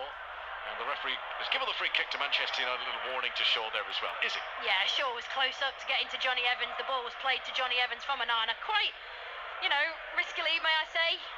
Shaw had every reason to jump in, and Johnny Evans was just clever, using all of his experience just to get his body in between him and Shaw and take the free kick. But Wigan, after going a goal down, have definitely up to gear in terms of getting it tighter to Manchester United when the ball is being played out. You can't help but think of that early chance for Wigan for Asgard in the 3rd minute. That is it. FA Cup dreams can come and go in the blink of an eye, and Tino Asgard had a big chance. We've got to credit Onana. Spread his body well, got out to tighten the angle too as Johnny Evans makes a smart interception in the midfield, and Bruno Fernandes will take it forward. He picks out Rashford just outside the penalty area. Marcus Rashford in front of Højlund, shoots on target. Good save. Sam Tickle moving to his right, dangled his left leg behind him, and he was able to stretch that out and deny Rasmus Højlund a shot that didn't have much power but was going on target. Wigan 0, Manchester United 1. It remains. Wigan still trying to play it out from deep at the back. They have it with Adiko inside the penalty area. He'll give it to Charlie Hughes and out to the left-hand side, and Jordan Jones now brings it up towards the halfway line. Is he, Christensen? Yeah, the fans are loving it, the way that Wigan are playing. Although they have gone a goal down, the way they're playing is very admirable. They're building from the back. They're not afraid of the Manchester United pressure. And again, that save from Sam Tickle from Rasmus Højlund was absolutely brilliant. If you watch it back, the way that he sticks his leg out in anticipation of what Højlund's doing, very, very impressive. More reaction to the FA Cup's 4th round draw at half-time with Mark Chapman back in the studio. But Tottenham will host Manchester City, Chelsea host Aston Villa. The winner of this game, Wigan or Manchester United, will be away against either Newport County of League 2 or non-league Eastleigh. So that will be one of the prize fixtures that I'm sure the television companies will be looking at. Maidstone United, who are the lowest ranked club, they visit Ipswich of the Championship. As Adiko comes forward for Wigan here, but his shot goes straight into the shins of Varane. Good positioning from the French international there. Wigan hold on to possession. Jordan Jones has it near the byline on the left-hand side. Gives it back to Stephen Humphreys. Garnacho's back helping out the defence. Humphreys tees himself up to shoot, sends it in, and Cotto, as if he was jumping over it, when maybe he needed to side-foot it towards the target. Don't know if Cotto would have been onside. Maybe that's why he was jumping. But as it is, it squirted beyond him and out for a goal kick, and 1-0 it remains to Manchester United. I'll tell you what, Connie, he's actually jumping because he's trying to Cruyff the ball into the back of the net. He's trying to guide the ball. And I think he's looking at the linesman as if to say, please put your flag up, because I know I've missed a big chance there. And again, Wigan providing a threat. Well, I think we've seen ample evidence from this Manchester United defence that Wigan are going to get 1 or 2 chances. Maybe not as many as their visitors, but they've had 2 clear-cut opportunities now. They've had a few other half chances. We haven't reached the half-an-hour mark yet. Long way to go. Wigan 0, Manchester United 1 for now. Last year's finalist Manchester United hoping that they're going through to the 4th round. Bruno Fernandes gives it out to the right wing to Aaron Wan-Bissaka. Short ball for Garnacho. To the byline, swings it in. Højlund clips the crossbar. Diving header from the Dane, but he couldn't get it down. It clipped the top of the bar and over the top, and a goal kick to Wigan. It remains Wigan Athletic 1. Wigan Athletic 0, Manchester United 1. Yeah, Manchester United have been electric at times across that front three. On paper, I really like the look of Rashford, Højlund and Garnacho, and they've really proven real cohesion so far. And that ball in from Garnacho on his right foot from the right-hand side into Højlund. And Højlund, probably should have done better, but he just applauded Garnacho as if to say, that's exactly what I want and exactly what he's going to need for the rest of the season. It's been a big talking point for Manchester United fans this campaign. Højlund's come in, service to him has not been good in domestic football. He has got the goals in the Champions League, but so few crosses like that for him to attack in his Manchester United career so far. His passes played too far in front of Goddo. Wigan running out of play. Goal kick to the visitors. I'll tell you why, though. It's because Anthony's normally operating on that right-hand side, and he's favourable to come inside onto his left foot, and it just ruins I say ruins, it's just a different dimension. And when you have Garnacho out there on the right foot, naturally he's going to provide crosses, and it's just an example of what we've just seen, how effective Manchester United could be in that area. No Anthony for the visitors tonight, not even on the bench. As Onana takes the goal kick and rolls it short for Rafael Varane. Towards the halfway line he comes and releases it short to Wan-Bissaka on the right-hand side. It's Johnny Evans in the centre to the Manchester United goal scorer Diogo Dalot. Dalot playing at left back. The absence of Luke Shaw. Reguilon has gone back to Spurs. Varane again. Under pressure will turn and roll it back to Onana. The Dalot goal has taken some of the pressure off the visitors, but 1-0, as we well know, can be a dangerous lead in football. Here is Garnacho, just over the halfway line, gives it into Kobbie Mainoo, rolls it back to the centre circle again in Johnny Evans, and back out to where this began with Wan-Bissaka on the right-hand side. 31 minutes played at the DW Stadium. Manchester United in the red shirts, white shorts, white socks tonight. Down goes Højlund, just on the edge of the penalty area.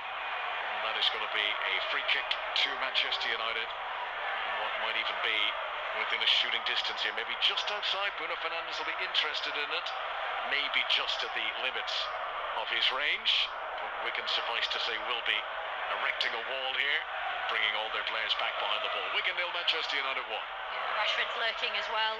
He's gone in to put his name in the mix, and Garnacho's there having a conversation with Bruno Fernandes. I'm not sure whether that's about the free kick, but Rashford's approached the ball right in front of it. Fernandes has got a little bit of an angle on it, but I agree with you, Connor. It's a little bit too far out, I think, for Fernandes, but let's see what happens. Bruno Fernandes, who's probably due a goal. His last one came against Galatasaray. That was in the Champions League in November. Rashford walks up purposely, does hit it, and puts it wide. Well, he did that sort of knuckleball technique. It went over the wall, it was swerving, but it swerved away from the target. Rashford then tried to suggest to the officials that it might have clipped the wall on the way through. Anthony Taylor says no, and that is a goal kick to Wigan. Yeah, he tried to strike it quite early. As soon as the referee blew his whistle, there wasn't any waiting. Rashford just started his run up, and like you say, he approached the ball straight and hit it with his laces sort of down into the ground, and you can always tell the indication from the goalkeeper. He dived to cover that goal, but yeah, it wasn't on target, was it? Marcus Rashford, who scored last time out, the defeat at Nottingham Forest, scored a penalty against Everton last month. He's only had 3 goals in all competitions for Manchester United this season. The other one came in an exciting game at Arsenal back in September. But Rashford, whose body language hasn't looked as happy as recent campaigns this time round. Manchester United fans hoping they'll see better from him in the second half of the campaign now. This is Liam Morrison, orange boots, one of the central defenders for Wigan, playing it out wildly towards the left wing, and Jordan Jones isn't able to keep it in play. That went out for a throw. Throw into Manchester United, 12 minutes to go to the break. Diogo Dalot's goal separating these teams. There'll be a lot of excitement at both Newport County and Eastleigh now watching this game with major intent, because one of those is going to be playing one of these in the 4th round. Johnny Evans cushions a header back over his own halfway line, back into the path of Aaron Wan-Bissaka, who will run into his penalty area and release it back to Onana once again. Last season was a really tough one for Wigan. They finished bottom of the Championship. They were relegated. They were knocked out of the FA Cup at this stage last season, beaten by Luton Town, now of the Premier League. Both those clubs were together in the Championship last season. Wigan going down to League One, Luton going up to the Premier League. This is Bruno Fernandes, 10 yards outside the penalty area, did well to get the pass through to Kobbie Mainoo, back to Bruno Fernandes again, playing with a bit of a swagger now, sells a dummy, Mainoo's quick feet on the edge of the penalty area, now Rashford tried to flick it into some space, dragged under the studs, and he does feed it to Rashford just outside the penalty area on the left-hand side. Rashford dances a couple of times over it. He's got Goddo standing up in front of him. Mainoo's challenged by Goddo. That's really good work from Goddo, and what Wigan are going to want to see more of if they're to get back into this one. Asgard tries to take it away, and he is taken down by Højlund. Free kick to Wigan just inside their own half. That's brilliant from Wigan. Again, it was Goddo providing the pressure onto Rashford. He didn't dive in. He stood him up on the edge of the 18-yard box. As he played it square to Mainoo, he continued his press, and he ended up winning the ball back and just relieving a little bit of pressure for his team. Mentioned no Anthony for Manchester United tonight, not even on the bench. We're told he's injured. No Christian Eriksen this evening either. He is ill. So it's quite a lengthy absentee list for Erik ten Hag at the moment, with Amrabat, Casemiro, Lindelof, Maguire, Martinez, Mount, Malacia. Here's a chance for Manchester United. Shot in by Rashford. Falls to Højlund. How did he not score? Rasmus Højlund has missed an open goal from 2 yards out, when he mustn't have been expecting it to come to him. Shot from Rashford, drilled to the keeper who could only parry. Højlund was in the perfect place. I can't believe he's not scored that, is he? Do you know what, Connor? I actually think the linesman put his flag up. And I think a little bit similar to like the situation earlier with Wigan. I think Højlund's relieved that the linesman has put his hand up, his flag up, sorry, because that is a miss and a half. Wow. I mean, it wasn't even a stretch, it just sat in front of him. Almost too easy. Here comes Garnacho, good pace, down the right-hand side, he's skimmed away from Sessegnon. This is in full flow, Alejandro Garnacho, McTominay's got a score, saved by Tickle. Højlund unselfishly flicked it to McTominay in the 6-yard box. And as the Scot, who's been in the goals lately, tried to finish with his right boot, Tickle was able to get across and save, but it wasn't to put the laces through it from McTominay. That's the second big chance he's had in the game. And Wigan are playing high-risk poker now, because if they concede a second before half-time, it's hard to make the case for them coming back. Good work from Humphries, though, to win a free kick here for Wigan, who still trail by the goal to nil. Yeah, Humphries just getting his team out of pressure again just by winning a foul. I think it was Johnny Evans on him, just gets his team up the pitch. But Garnacho, I tell you what, down that right-hand side, he's been absolutely unstoppable this first half. And Højlund, yeah, like you say, unselfishly squared it to McTominay and should have been a 2-0 Manchester United. Martial Godot down the right-hand side is fouled by Marcus Rashford. So Godot, who's been swinging the hips and selling dummies all evening, and Rashford was intent on making sure that he did not progress past him there, and it's a quite obvious deliberate foul. And there's a free kick to Wigan, crossing position on the right-hand side, a few paces outside the corner angle of the penalty area. Manchester United are going to hold a high line here. The defenders are along the edge of the penalty area. Onana on the edge of his 6-yard box is ushering them to step out even further. I was at Old Trafford on Boxing Day when Aston Villa, from a position almost identical to this, scored a goal, and you might remember Leon Bailey went in around the back of Onana and put him off. But that's the exact position from where this free kick is going to be taken. Jordan Jones standing over it, Stephen Humphries too. And they might as well send the bodies up here, Wigan, for this sort of opportunity, and the big men are up for the back. It's only Baba Adiko who stay back in anything like a defensive position. The free kick's been taken short. Humphries tries to drill a shot, trying to catch Onana out in his near post, and it nicked a defender on the way through. It's a corner to Wigan on the right-hand side. I had a little bit of a creative look about what Wigan were going to do with that set piece, and it was just a simple roll short to Humphries, who's not seen much of the ball, and then they've gone short again. 7 minutes to the break. Wigan tried to take the corner short, but the ball hadn't been inside the quadrant.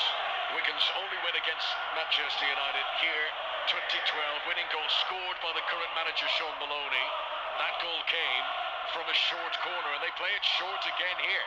This is Godot into the penalty area, clips it over towards the far post, controlled and shot in low by Charlie Hughes, but good work from Garnacho. And I think it might have been Dallow who got across to cover the right-hand side. Dallow made the main block there, and the ball goes out for a throw into Wigan, still 1-0 to Manchester United. Yeah, a really good set piece again from Wigan. They've gone short on that earlier free kick, and then the corner, they've worked it. They managed to sort of get across towards the back post and just caused Manchester United a few problems. Deco, this season has been his first taste of playing in the FA Cup.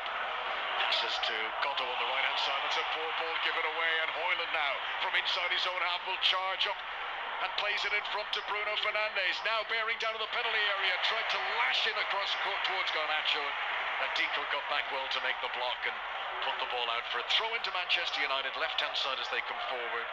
Rashford takes it quickly. It's a game that's been played at a high pace throughout this evening. Johnny Evans gives it to Aaron Wan-Bissaka. Now out to little Garnacho on the far side, and he'll come back in field again to Rafael Varane. Plenty of energy from Wigan. They're closing down the runners. They're denying space where they can. But they have had to do a lot of chasing around because Manchester United have thoroughly dominated the possession here tonight. 1-0 to Erik ten Hag's team. Garnacho, into the penalty area, right-hand side, has a crack with his left foot, and he's hit the crossbar. That would have been spectacular. Outside the penalty area, left-footed shot by Alejandro Garnacho, and for the second time tonight, Manchester United hit the crossbar. Still 1-0. I tell you what, that man over there on the right-hand side for United, Garnacho, has been absolutely electric and showing prowess on the right, on his right foot. He's come inside on that occasion, and an absolutely brilliant strike on his left foot, and Tickle had no chance. He dived and the ball just ricocheted off the crossbar, but brilliant from Garnacho. This is 5 Live from the BBC. 5 minutes to go to half-time at the DW Stadium. Wigan Athletic 0, Manchester United 1. Just some breaking news on 5 Live. Some sad news, I'm afraid. The Wales and British and Irish Lions legend JPR Williams has died at the age of 74, one of the all-time greats, and we will have reaction to that news and a celebration of his achievements at half-time here on 5 Live. Half-time break, 4 minutes plus the stoppages to go. Varane gives it to Wan-Bissaka on the far side. Infield to Bruno Fernandes. Manchester United fans singing in the cold, celebrating the Dalot goal that has given them the lead. Wigan, whose defending has been stern, very honest defending from them. Dalot, though, smuggling his shot into the bottom corner with a very accurately placed dispatch shot. Rashford here rolls it in front of Dalot, but rolls it too far in front of him. And Rashford has had a few shots to the goalkeeper, but many of his passes have gone awry tonight. And that goes out for a goal kick to Wigan. Wigan who still trail by the goal to 0. Yeah, but there's been a real zip to Manchester United this evening, a zip which I've not really seen yet this season, or we have seen in glimpses, but there's looked like there's been a really nice structure behind the ball. Fernandes has been excellent in that central area, and I really like the balance of Rashford and Garnacho on either side of Højlund. And you can see there's a real spring in some of these players' steps, and that might be the start of something to come for the new year. Manchester United, who last won the FA Cup in 2016, you might remember that was right at the very end of Louis van Gaal's tenure. The only current players remaining from that side that won the Cup in 2016 are Rashford and Martial. Here's Bruno Fernandes to the byline, left-hand side, swings it in. McTominay got up really well, maybe a fraction too early. McTominay was on his way back down as the ball came off his chest, and out it goes for a goal kick. But he is making those runs into the penalty area, not just tonight, with frequency, and he's been rewarded with the goals, and he's been Manchester United's top Premier League goal scorer this season, Scott McTominay. Yeah, it looked like an excellent run from McTominay, just a late third-man run from midfield, and the ball across from Fernandes was excellent. But I actually think in McTominay's defence, he actually didn't see the ball until the very last second, and that's what's put him off. But if you watch it back, you'd think he should nestle that. Manchester United have had a lot of chances in this first half. If Wigan were to get an equaliser at some stage, Erik ten Hag would rue those misses. But I think in the main, he'll be pleased. They're creating opportunities. They are keeping the opponents quiet. There have been a couple of scares, but you would say Manchester United worthy of their lead so far. 2 minutes to the break. Ball is rolled back across the edge of the Wigan penalty area. Goalkeeper Tickle send it left-footed, long, searching up over the halfway line, straight to Wan-Bissaka, who's got the confidence to flick it infield for his time to Johnny Evans. Now Diogo Dalot, the man whose goal separates the teams, passes it back to Wan-Bissaka once again. Manchester United, who have only conceded 1 goal in their last 10 games against Wigan. That was the Sean Maloney goal, the winning goal in 2012. One could be enough tonight. There's no doubt Erik ten Hag will want more. Kobe Maino cuts it back for Bruno Fernandes, who gives it away. A Deco winning possession back for Wigan. And then the injury zone penalty area, Hughes is under. Look, Bruno Fernandes knew he gave it away there, so he hounded after Charlie Hughes to try and win it back again, and he's sprinting back again with the support of Garnacho, and that pressure tells, and Wigan run the ball out of play for a Manchester United throw. Yeah, fans see that. They see everything, and there's no problem giving the ball away, but if your reaction is positive afterwards, it's absolutely fine. And Bruno Fernandes leading by example there. That is one of the parts of his game which he is exceptional at, his pressing. You think he doesn't really get the credit he deserves for the amount of work he puts in off the ball, and that is an example of how a Manchester United player should be. It is Garnacho just inside the penalty area, the Manchester United attack. Wan-Bissaka's gone outside him, gets to the byline. Steven Sessegnon trying to hold him up. Back to Garnacho again. Højlund waiting in the middle, trying to find position. As Garnacho tries to send in a cross, it hits Sessegnon, it comes back and hits Garnacho, and it goes out for a goal kick. So 1-0 tonight. The last time Manchester United played here at this stadium, they won by 4 goals to 0. That was the season that Wigan were relegated from the Premier League. Javier Hernandez got 2, Robin van Persie got 2. That was that era of Manchester United. Tonight the goal scorer has been Diogo Dalot. And we move into stoppages at the end of the first half and just 1 minute to be added on, which is a rarity these days, but I think it's reflective of a game that has been flowing, no hold-ups at all. We haven't had anyone injured, we haven't had any VAR obviously, with that not being involved tonight, and the game has flowed. This is Varane, nice touch. Kobe Mainoo, attempt by Humphries to close him down, but there is a swagger about Manchester United now. They're enjoying the game more. McTominay over the halfway line to Dalot, out to Rashford, hugging the touchline on the left-hand side, playing a good pass into Bruno Fernandes, back to goal, turns, shoots, didn't fully complete the arc of his turn though, and the shot is well off target in the end. Still 1-0 to the visitors. Yeah, he's in the mood, isn't he, Bruno Fernandes? A really nice bit of play from Manchester United, working the ball from right to left. And it's Rashford dropping a little bit deeper, and then runners have gone in front of him, Bruno Fernandes or Dalot. There's been a mixture of both in this first half, and that occasion, a little feeded ball by Rashford into Fernandes, who's croifed and tried to curl it into the far corner, but the angle wasn't quite right. Manchester United, who tend to dispatch their opponents in the third round of the FA Cup when they come up against them. And at half-time here, Erik ten Hag's team do lead at the DW Stadium. The Dalot goal, well taken, just inside the penalty area, right-footed shot through a host of defenders to tuck into the bottom corner. Tickle the goalkeeper, couldn't react to get down in time. Wigan will rue missed opportunities though. Big ones for Thilo Asgard and for Martial Godot. But it's Manchester United, Izzy, who lead at the break. Yeah, probably deservedly so as well on reflection, but Wigan have been exceptional. The shape's been brilliant, the structure very, very well coached, I must say, from what I've seen in that first half. But Manchester United haven't dropped their standards at all. They've been sharp, they've been on it, and I think that man Kobe Mainoo in the centre of the park has really set the tone for Manchester United. 45 minutes to go, it's Wigan Athletic 0, Manchester United 1. Second half on the way here on 5 Live Sport. Let's go to the Masters snooker. Jamie Broughton currently watching Mark Williams against Ali Carter. And Mark Williams, a two-time champion of the Masters, now leads by 3 frames to 2. He's knocked in breaks of 66 and just a few moments ago, a break of 93. Earlier today, the record 7-time champion, Ronnie O'Sullivan, booked his place in the quarterfinals with a 6-3 win over Ding Junhui. But the highlight of that match was the 147 maximum break that Ding made in frame 7. That was only the 4th 147 in Masters history. Ronnie O'Sullivan now faces Neil Robertson or Barry Hawkins on Thursday. You can watch that game live on the iPlayer, the BBC Sport website and app at the moment. You can also see Ding's 147 on the BBC Sport website too. As Connor mentioned in commentary just a few moments ago, sad news this evening with the death of JPR Williams, the former Wales and British and Irish Lions fullback. We will remember his life and his career achievements with our correspondent Chris Jones after the latest BBC News. Listen on BBC Sounds. This is BBC Radio 5 Live. The government says it's agreeing details of a plan to speed up overturning the convictions of people wrongly found guilty of fraud when post office computers malfunctioned. It'll also consider how private prosecutions like these take place.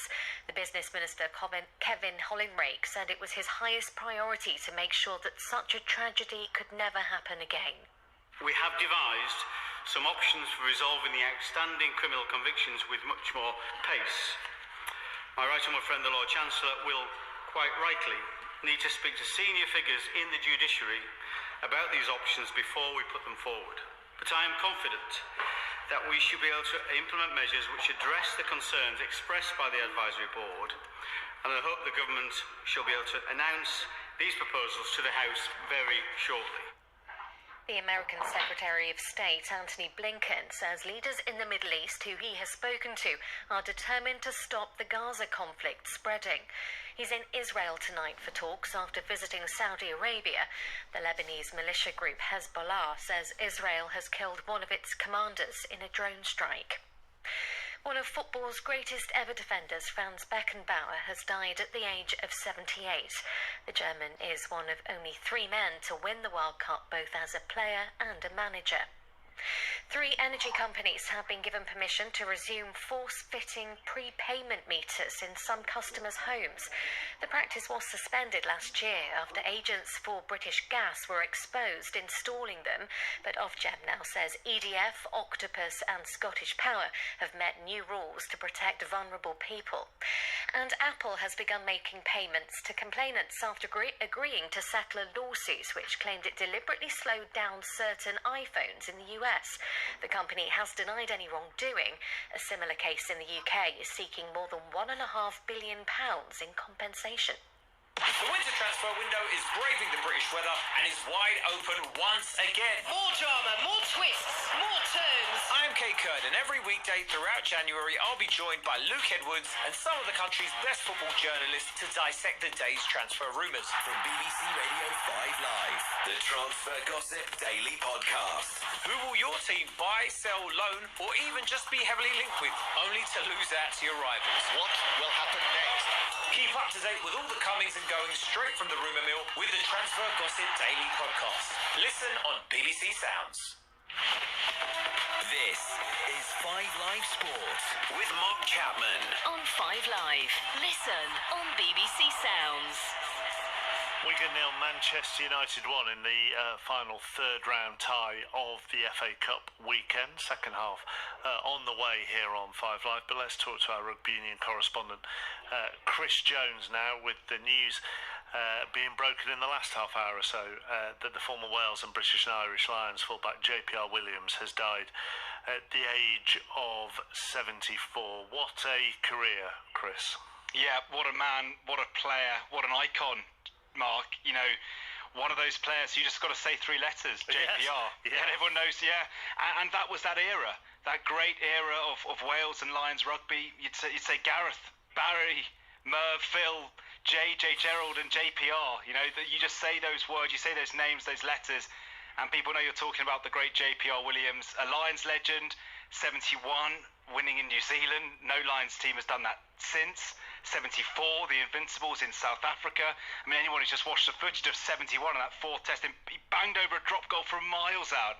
And then the Grand Slams, you know, the Wales team's achieved some special things in recent decades, but that time of the 70s, 71, 76, 78, the Slams, JPR's role in those, his tackle against France in 76. He played against England 11 times. He never lost, scored 5 tries. He could do it all. He was an absolute legend. Always adds to the legend that if you're unbeaten against England, as a Welsh player. But you're right. I mean, he was part of that group of players that represented a golden era for Welsh rugby union. But they were box office players as well, weren't they? I mean, they weren't just winning; they were box office to watch. Yeah, and kind of the players that every Welsh player since and today still tries to live up to, you know. So if you get a Welsh fly half, people go, oh, you know, can he do what Barry did or Gareth, you know, as a scrum half. Gareth Edwards, or what Phil Bennett and Barry John did as 10s, and as a fullback he was a complete rock defensively. You know, these are the days with big leather balls under, you know, swirling Gary Owens in places like New Zealand, and JPR was the man you wanted under the high balls. But attacking wise, you know, we spoke earlier on the show about Beckenbauer changing the role and introducing the sweeper to the game. You know, he was a player who attacked the line and brought the fullback into play as an attacking weapon, as well as being that last line of defence the fullbacks always were. So he was a trendsetter and a game changer. And but it was also his appearance as well, wasn't it? I mean, I know it was the 70s, Chris, but I can remember one of the earliest books I can remember on my dad's bookshelf at home was I'm assuming, I don't, striking image of him on the sideburns and the long hair, but the socks rolled down in full flight. Yeah, it's like when you think of these legends, you think of Barry John always held the ball in 2 hands. You know, any rugby fan knows about, and I know about JPR with his big sideburns, and as you say, the socks, and the way he would come into the line with such physicality and pace and daring and prowess. And then also, you know, I was so privileged about almost exactly a year ago, because it was 50 years ago in January 2003 since the amazing, the legendary New Zealand Barbarians game. I sat down with Willie John McBride for the pod, and with Gareth Edwards, and with Mike Gibson, and with JPR, and just hearing them reminisce. And it's all because he's involved in that try. He's involved in that try, yeah. And it's the legend around the fixture. They met up on the Thursday or Friday, but they'd been pals from the Lions in '71. So they didn't need to train for weeks and weeks and weeks like the modern players. They went for a drink, they chucked the ball around, and they went out there. And just hearing them talk as much about everything around the game. JPR was an orthopaedic surgeon. These guys were pillars of the community away from rugby. So you win 55 caps, you win 8 tests you play 8 tests for Lions, you're unbeaten on tours in New Zealand and South Africa, you win 3 slams, you never lose to England, and you're a surgeon as well. And these were kind of what these men could do. I also read, I've just read in an article here, and I don't know whether you could, he kept playing till 2003. Into his 50s? Yeah. Yeah, and but that was the era, wasn't it? These guys played for the love of it, and every sport changes, doesn't it? But no sport has probably had that complexion change like rugby union, because it was so late to the party professionally. Football and cricket and rugby league been professional for ages before, so it just makes it juxtaposes the two eras. It doesn't make one better than the other, but it does make the JPR era all the more special and all the more magical when you compare it to these days. And we love the game for what it is these days, but there was something different and special about it back then, and just the moments, the drop goal in '71, the tackle, which would have been a shoulder charge, probably a yellow card penalty try these days, but back then it was one of the great tackles in Welsh history on France to seal the slam in '76, the record against England, what he did with the Lions in '74, that team in '74, the names just roll off the tongue. And you add to the fact that he played deep into his 50s because he was so fit, so physical, loved it so much. It just all adds to the legend of the man. And he also won the 1966 British Junior title at the All England Club in his spare time. Just to throw that in as well. Let's bring Jonathan Davies into the conversation, former Welsh international. What are your memories of him as a player and a man, Jonathan? Well, he was an absolute legend. There's not many people call by their initials. And he was known as JPR. So, watching him grow up, he was rocking defence. As Chris mentioned there, the tackles he made. When he was at the Lions, when the fight broke out, he kept running in from the full back to punch all the big forwards. He's off his head. He's absolute nutcase. He was, but he was ferociously determined, so competitive. But he was just an icon. You think this year now, Phil Bennett has gone, David Watkins has gone, Eddie Butler, went. So, it's just very sad that, when I hear the news about 6 o'clock, that, JPR had passed. And, he's just an immense rugby player. And whenever you mention who was the greatest fullbacks in world rugby of any era, you'll come with your Blancos and your Christian Cullens. But JPR is always in the mix. Always in the mix. And, if you wanted anyone behind you at the full-back, I couldn't think of anyone better. He was absolutely brilliant. Fiercely competitive, because I remember I went to Bermuda to play in one of the old farts tournaments, and he was there. He was there. He was the kid stuck in. I was going, what's wrong with him?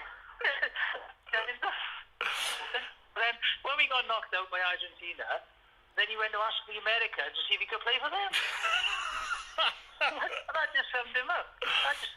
Nothing, he had this appetite to perform and to play, and he was just an incredible character. Maybe of all the legends that have gone before, maybe the most competitive man I have ever come across in my life. I'll tell you a funny story. Beckenbauer told me this story. They played ex-players, England versus Wales, right? And all of a sudden, Wales scored the last minute, and Beckenbauer went to drop a goal, but he backheeled it and he missed, and they lost against England, right? And JPR sprinted up to him and said, I've never lost to England. I've never lost to England. Blair thought he's going to fill him in. I mean, as well as that competitive nature, then there is also that evident love for the sport. Jiffy, from as I was saying, retiring in 2003 to serving as Bridgend president all the way until he died. he just lived it. You know, you got to have these people.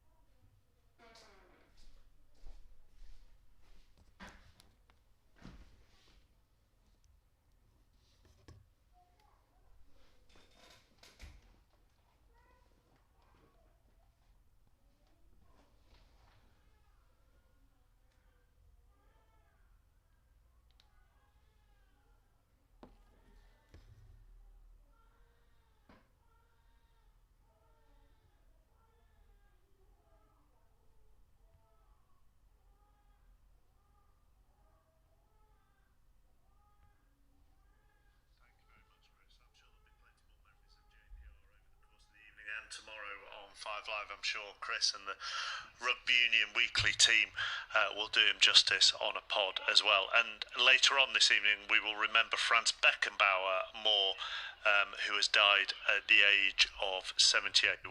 Time of Wigan against Manchester United, which has just resumed. The Premier League side a goal to the good. Here's Connor. Thanks very much, Mark. Back underway. No changes in personnel over half-time. And the goal from Diogo Dalot separating these teams. Manchester United will feel they are deservedly in front. They had a lot of chances in those first 45 minutes. Hoyland, who might have scored with a diving header, maybe was he onside? But there were chances too at the other side for Wigan. Thilo Asgard and Martial Godot unable to take the opportunities that come their way. And it feels imperative, Izzy Christensen alongside, if Wigan are to get chances like that again, they've got to take them now in this second period. They have to, indeed, and they also need to try and get themselves up the pitch and win some set pieces, which they look really threatening from in the latter stages of the first half. Garnacho runs the ball out of play before bringing it back in again, and that's a throw into Wigan. Left full-back position, so a reminder of the team. Sam Tickle in goal for Wigan. Back four of Sean Clare, Charlie Hughes, Liam Morrison and Stephen Sessegnon. In the middle of the midfield, Liam Shaw with Baba Adiko. Then left-hand side, Jordan Jones. Right-hand side, Martial Godot. Thilo Asgard has been in support of the main striker, Stephen Humphreys, a former Fulham player who's leading the line up front. For Manchester United, Andre Onana in goal. Back four, Wan-Bissaka, Varane, Evans and Dalot. Two in the middle, McTominay and Mainu. Then Garnacho wide right, Rashford wide left, and Bruno Fernandes behind Hoyland. Rashford had a few shots straight at the goalkeeper. Plenty of power on them though, either side, and Sam Tickle would have been in trouble in the first half. So these are early stages of the second period. Manchester United now playing from left to right as we look down. Manchester United fans taking over the entire far side of the stadium, down the length of the pitch. They'll be hoping to see some more goalmouth action in this second period, and Eric Ten Hag could certainly do with a second or third here as insulation. He's named a very strong team tonight. Just two changes from the last Premier League game. It's a team that has clearly been sent out to get the job done. And here is Dalot giving it short to McTominay in the midfield. Forward to Garnacho. Sessegnon trying to track him. It's been a battle between those two all night. Maino stretches out, doesn't have the longest legs, but he's able to really stretch them like elastic, and he gets possession on the edge of the penalty area. Back to Varane, Manchester United's number 19. Johnny Evans in field of him, and the second half is he picking up as the first half ended. Manchester United dominating the ball. Rashford gets it wide on the left-hand side, and he fancies one here. Sells a dummy, shoots right-footed, skids off his boot. He set himself up well, but the follow-through didn't deliver what he wanted. Yeah, absolutely, Connor. Picking up as they left off the first half, indeed, and Dalot just coming into that central area and leaving Rashford isolated on the far left-hand side, 1v1, and again just cutting inside, as we see him do so often, onto his right foot, and he didn't execute that shot correctly, but again, good early signs from Manchester United. Manchester United, who have lost 5 of their last 8 games, and we wondered if their confidence could be shaken by third-tier Wigan tonight. At the moment, Premier League team are 1 goal in front of the opponents. 54 league places between them now. Wigan slipped a further place down in League One over the weekend when they weren't involved, but obviously some of the third-tier teams were. Wigan, who travelled to Northampton for their next game on Saturday in League One. They've then got an EFL trophy match against Doncaster to come next week. But there's no doubt this is what has been dominating their minds since the draw was made for the third round. Manchester United at home is always a plum tie. There's little doubt that this game was going to be shown live on television, which it is. And Wigan hoping to give a good account of themselves, a club who've had a lot of turmoil lately. Relegated from the second tier last season, points deduction at the start of this campaign, transfer embargo too. I mean, it's difficult enough, as Eric Ten Hag will tell you, to run a football club when you don't have those impediments, but near impossible when you do, and Sean Maloney is doing his best in very trying circumstances. This is Sean Clare on the far side, running back towards his own penalty area, but he keeps his cool, gives it to Liam Morrison, back in field to the goalkeeper Sam Tickle, who says enough of that tiki-taka stuff, and he just boots it into the crowd. Proper old-school defending there from the goalkeeper. Yeah, and just going back to Sean Maloney, just in amongst everything that he's doing at the moment, you can see his team are very well coached, but also he's got time to take selfies with fans before the game, which I thought was lovely. He's a good player, Sean Maloney, capped many times by Scotland, and he's been doing well to educate himself as a coach too. You might remember that he was an assistant to Roberto Martinez with the Belgian national team. He was with them at the Euros in 2021. They got to the quarter-finals. Had a brief spell in charge of Hibs, and he's come back to Wigan, where he's been well respected from his exploits as a player in the past. Wigan, who had 3 different managers last season. That's the sort of turmoil they've been through. Evans goes long here for Manchester United. Long but not accurate, and it strays away from its intended target of Bruno Fernandes, and out for a throw into Wigan, right full-back position. So is he. What do Wigan need to do here to start creating a few chances? Well, it looks like more of the same from the first half, which I thought they were very impressive in, and yes, they created chances, but you know, on the flip side, Manchester United should have scored more. But Wigan have come out in this second half in exactly the same structure, the same shape, and I think it won't be until about the 60-minute mark. Here's McTominay, hits it from the edge of the penalty area, too many bodies in the way again, and he finds his shot blocked down and cleared away. McTominay, who has clearly got an eye for goal this season, unable to squeeze it through the barriers there. Yeah, it's more of the same from Wigan, like I was saying. They just need to keep it tight, stay in the game. Like you said, in the first half, 1-0 is a very dangerous scoreline for anyone, and gives the team a sniff to get back in the game. And Wigan, you know, they've shown really positive things in that first half, and they just need one more chance. The winner of this game goes through to play the winner of Newport of League 2 and non-league Eastleigh, those two meeting again for a replay. And suddenly, winning that tie has become perhaps more valuable than it might have seemed on the face of it when the draw was made earlier on tonight before this game kicked off. There's a potential very high prize here, very high profile prize for Newport or Eastleigh if they can go through. Manchester United holding on to possession, not being overly ambitious since the restart. Eric Ten Hag's team content to hold on to the ball, to deny possession to their opponents rather than peppering their penalty area with crosses and shots. Varane has it in the centre circle here, change of direction, play towards Bruno Fernandes, who dummies it. Hoyland gives it to Bruno Fernandes, into the penalty area, shoots, blocked again. Wigan defenders have done well tonight to block shots. Garnacho tries a back heel that doesn't work in the penalty area, and there's a chance for Goddo to try and run out of the box with it, but Garnacho tracked it back all the way. Good persistence from the Argentinian, and Manchester United regained possession again. They lead by a goal to nil. Yeah, the sharpness from Manchester United in that first half, they've picked it up again in the second, and a lovely little fizz pass through the centre of the pitch. Fernandes leaves the ball for Højlund and then spins off the shoulder. It was like clockwork the way it worked, and that is a sign of what we've seen so far this evening. Manchester United have looked really sharp in the final third. Rashford runs down the wing and wins a corner. An interesting dynamic of the away fans being along the edge of the pitch here is that Rashford's got a real closer. Here's a ball into the penalty area, looking for McTominay, too tight up against the byline, and he does hit a shot off the side netting, but I think the ball had already gone out of play when he does so. But yes, in the second half, whenever Marcus Rashford gets the ball now, he's got Manchester United fans right alongside it, and you could audibly hear them urging him, go on, take on the fullback, use your speed, which he did do to decent effect there. Goal kick for Wigan. We've played 8 minutes in the second period. The goal from Dano came midway through the first half. Humphries wins a flick-on header, picks out Asgard.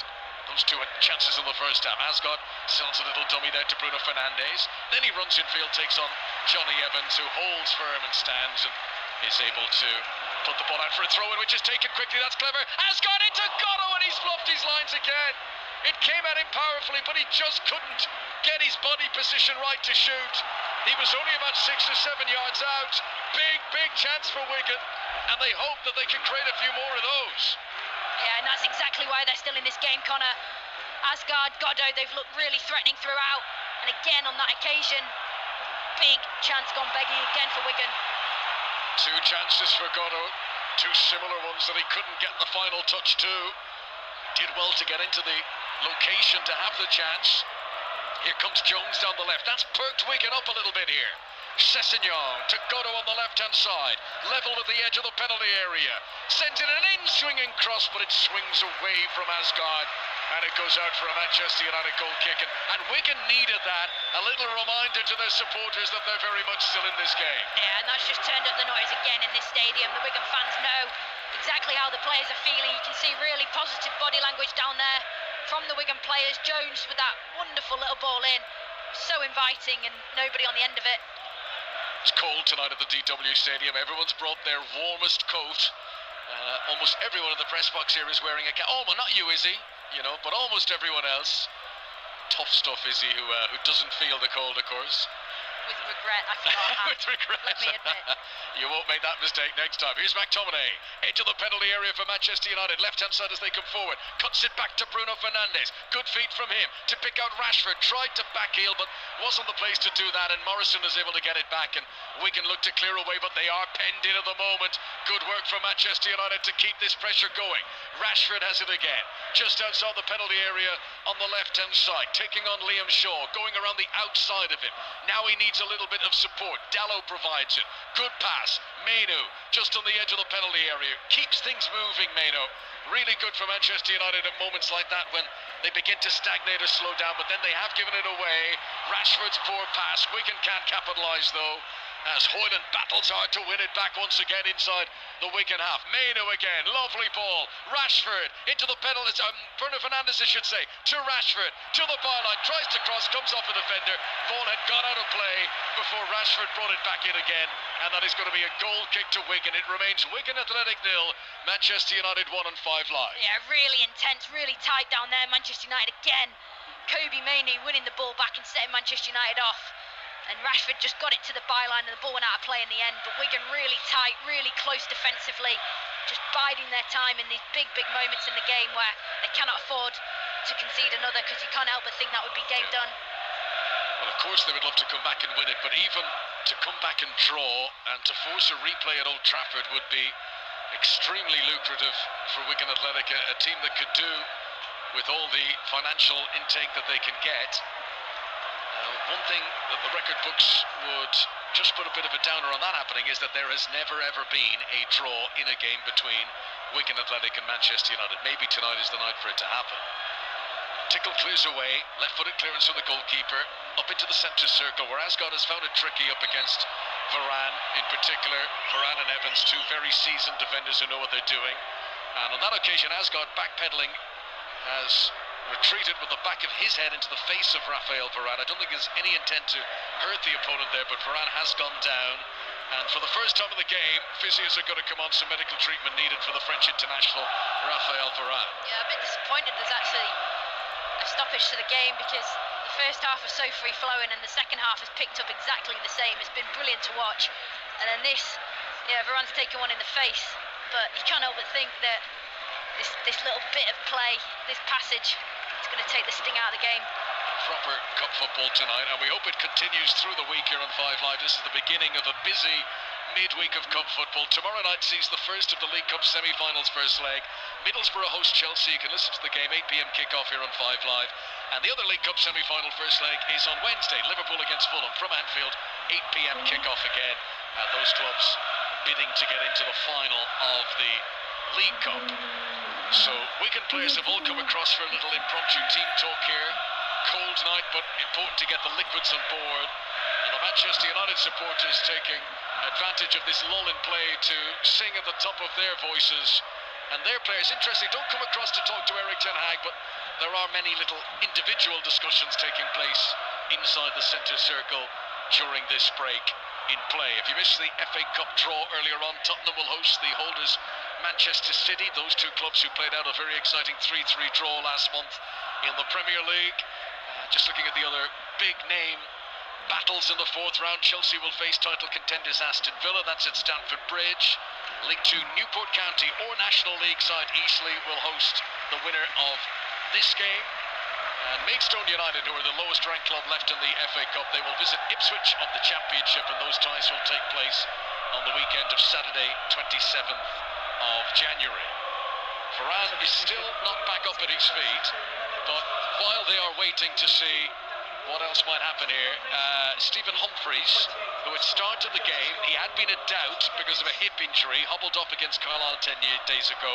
Humphreys has gone off, and on in his place is the club captain, the very experienced Josh McGuinness, Northern Ireland international forward who scored against Carlisle 2 games ago. So they're bringing on McGuinness here.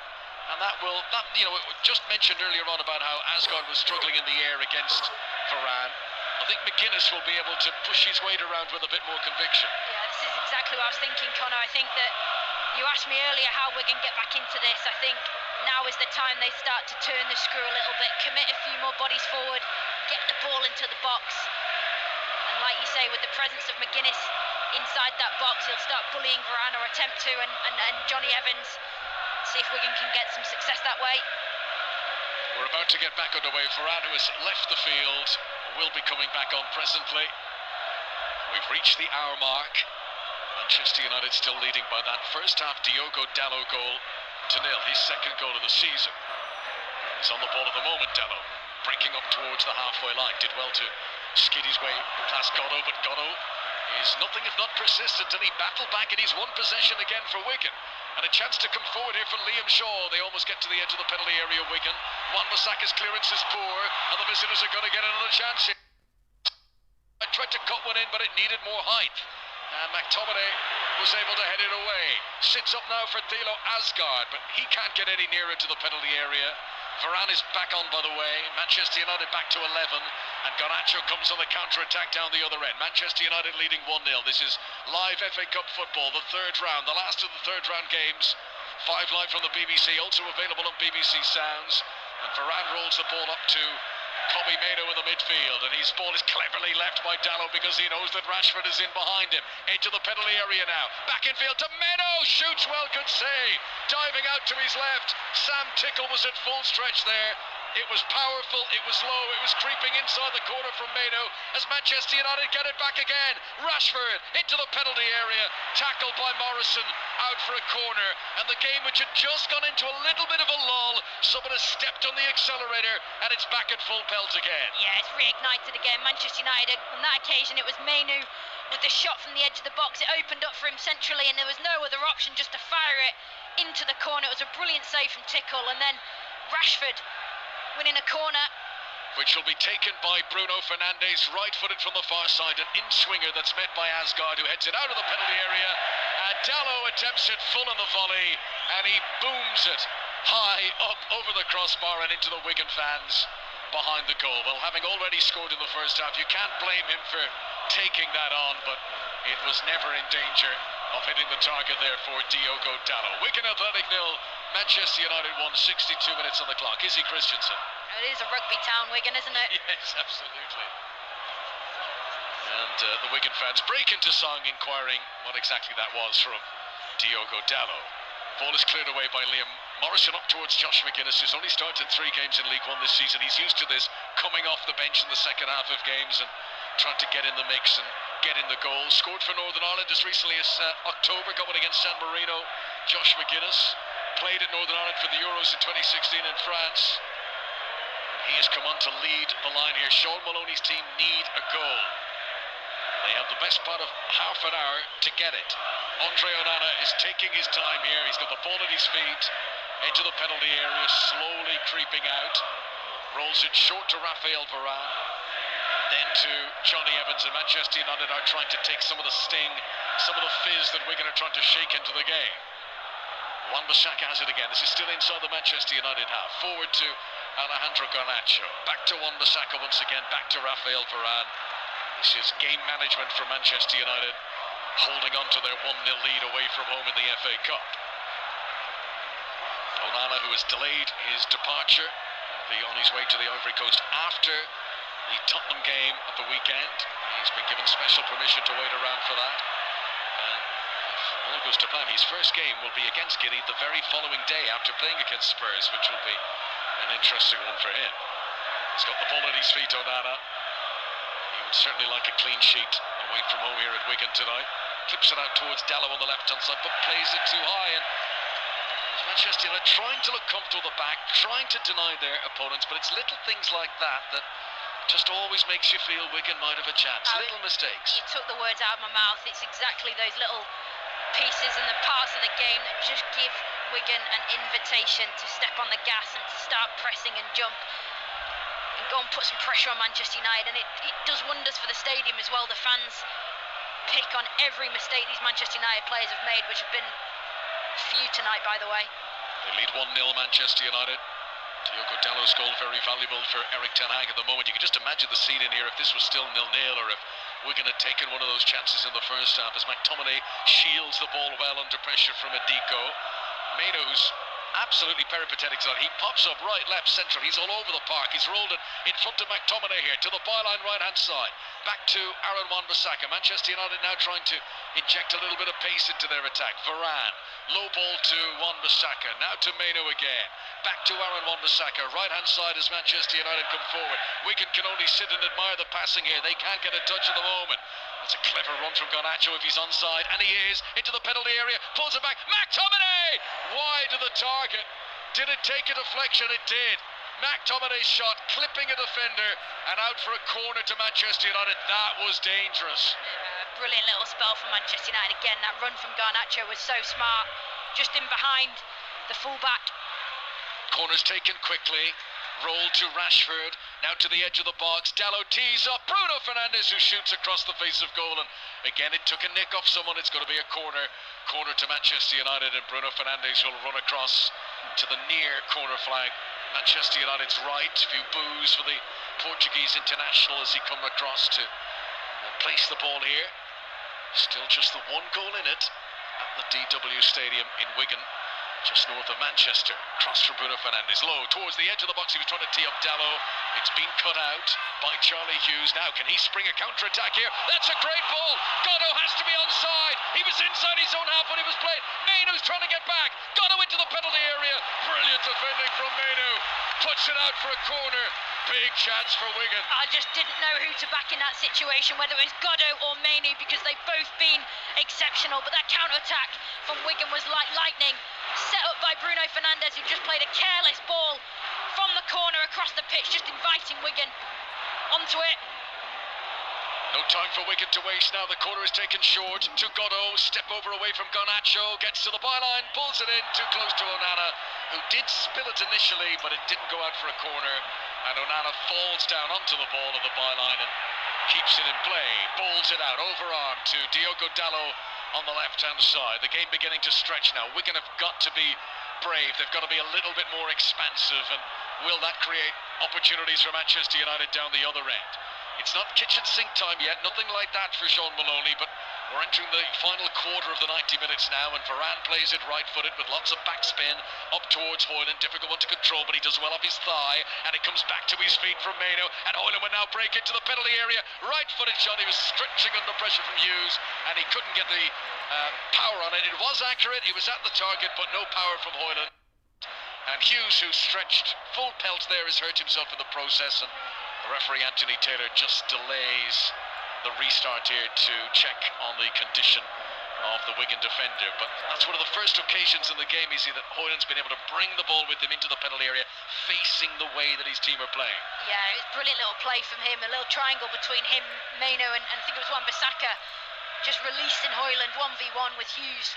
And he actually opted to take it down onto his right foot and make the angle tighter for himself. Hughes does really well, actually. Yeah, it was Hughes, the captain, gets across and just forces him wide, but really good play from Hoyland. He has looked really sharp tonight, Rasmus Hoyland. So Wigan Athletic trailing 1-0 at home against Manchester United in the FA Cup. Wigan who've already beaten Exeter of League One, and they've beaten non-league York to get into this third round. Different calibre of opponent tonight, but they're still in this Wigan as Onana comes to the edge of his penalty area to pick the ball up. Rolls it low to Diogo Dalot. He takes on Goddo and goes around him. Good work. Goddo's trying to keep up, but Dalot sprints away from it, and now it's taken up by Bruno Fernandes to the edge of the Wigan penalty area. Tried to slip it through for Hoyland, wouldn't quite work.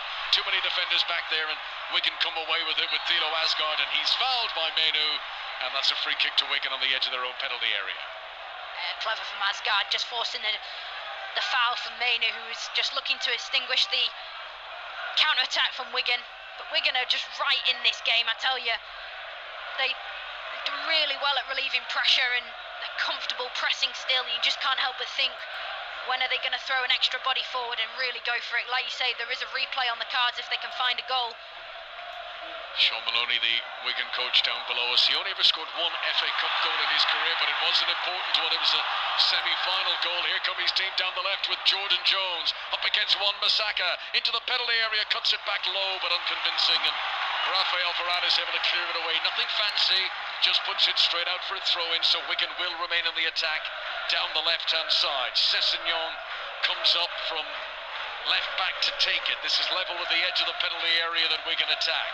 Sessegnon untucks his shirt, gives the ball a wipe, wants to get a grip on this. Can he propel it into the Manchester United penalty area? All the visitors' defenders are back. Here it comes from Sessegnon.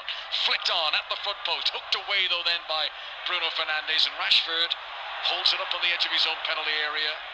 Goddo shuttle sprinting in between, little passes between him and Dalot. Manchester United holding on to it inside their final third. 20 minutes to play. Wigan a goal behind. Yeah, just looking at Sean Maloney, just clapping in his technical area, just encouraging his players not to step off the press. He keep them pushing forward and keep them on. Manchester United playing out from the back. Increasingly as the game goes on, Erik ten Hag ever more grateful for that Dalot goal in the first half. Without it, Manchester United will be sweating now. Varane gives it short to Wan-Bissaka. Further on to Alejandro Garnacho, who's been quieter in this second half than he was in the first period.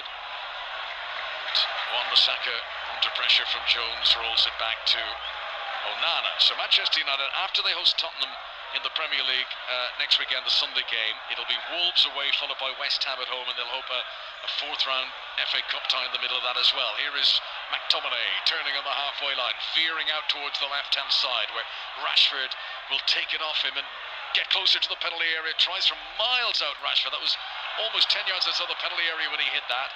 Ricocheted off a defender. Manchester United remain on the attack. Morrison's unconvincing in his attempts to clear it away.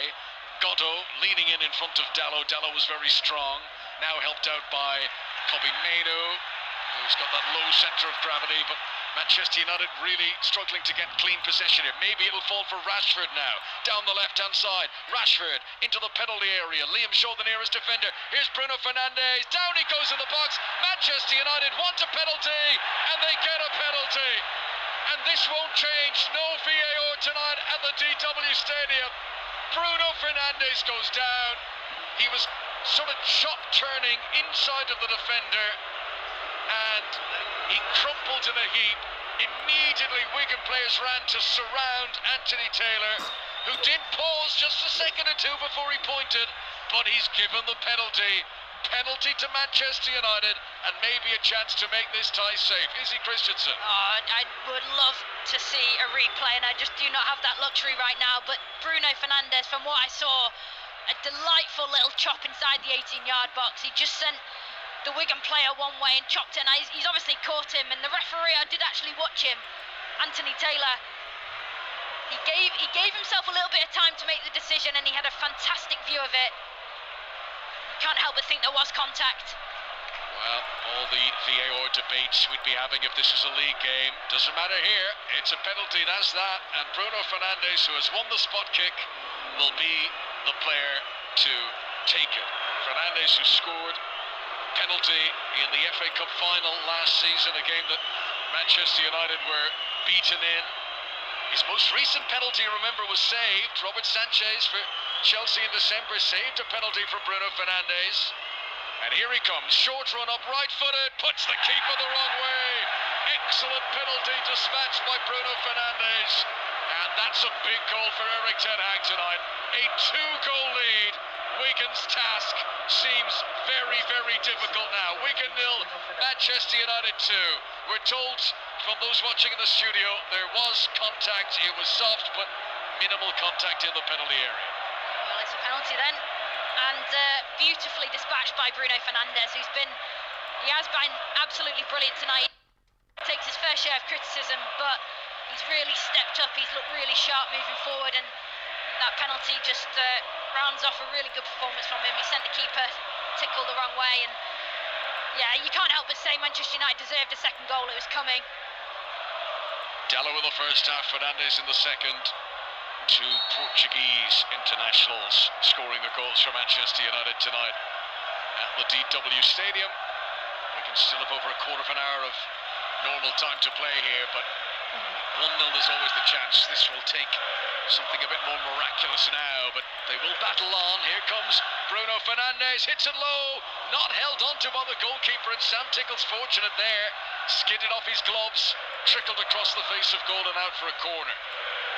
Yeah, it was an interesting technique from Bruno Fernandes coming in from the left-hand side. He's only got one thing in his mind, and that's to pull the trigger. And he's hit the ball into the ground. You can see why it's uncomfortable for Sam Tickle. But similar to that one in the first half, it wasn't particularly assuring from the goalkeeper. Manchester United 2 goals in front. Now they have a corner to be taken by Bruno Fernandes. United have run up plenty high scores against Wigan over the years. Lots of 4-0 games, lots of 5-0 games too.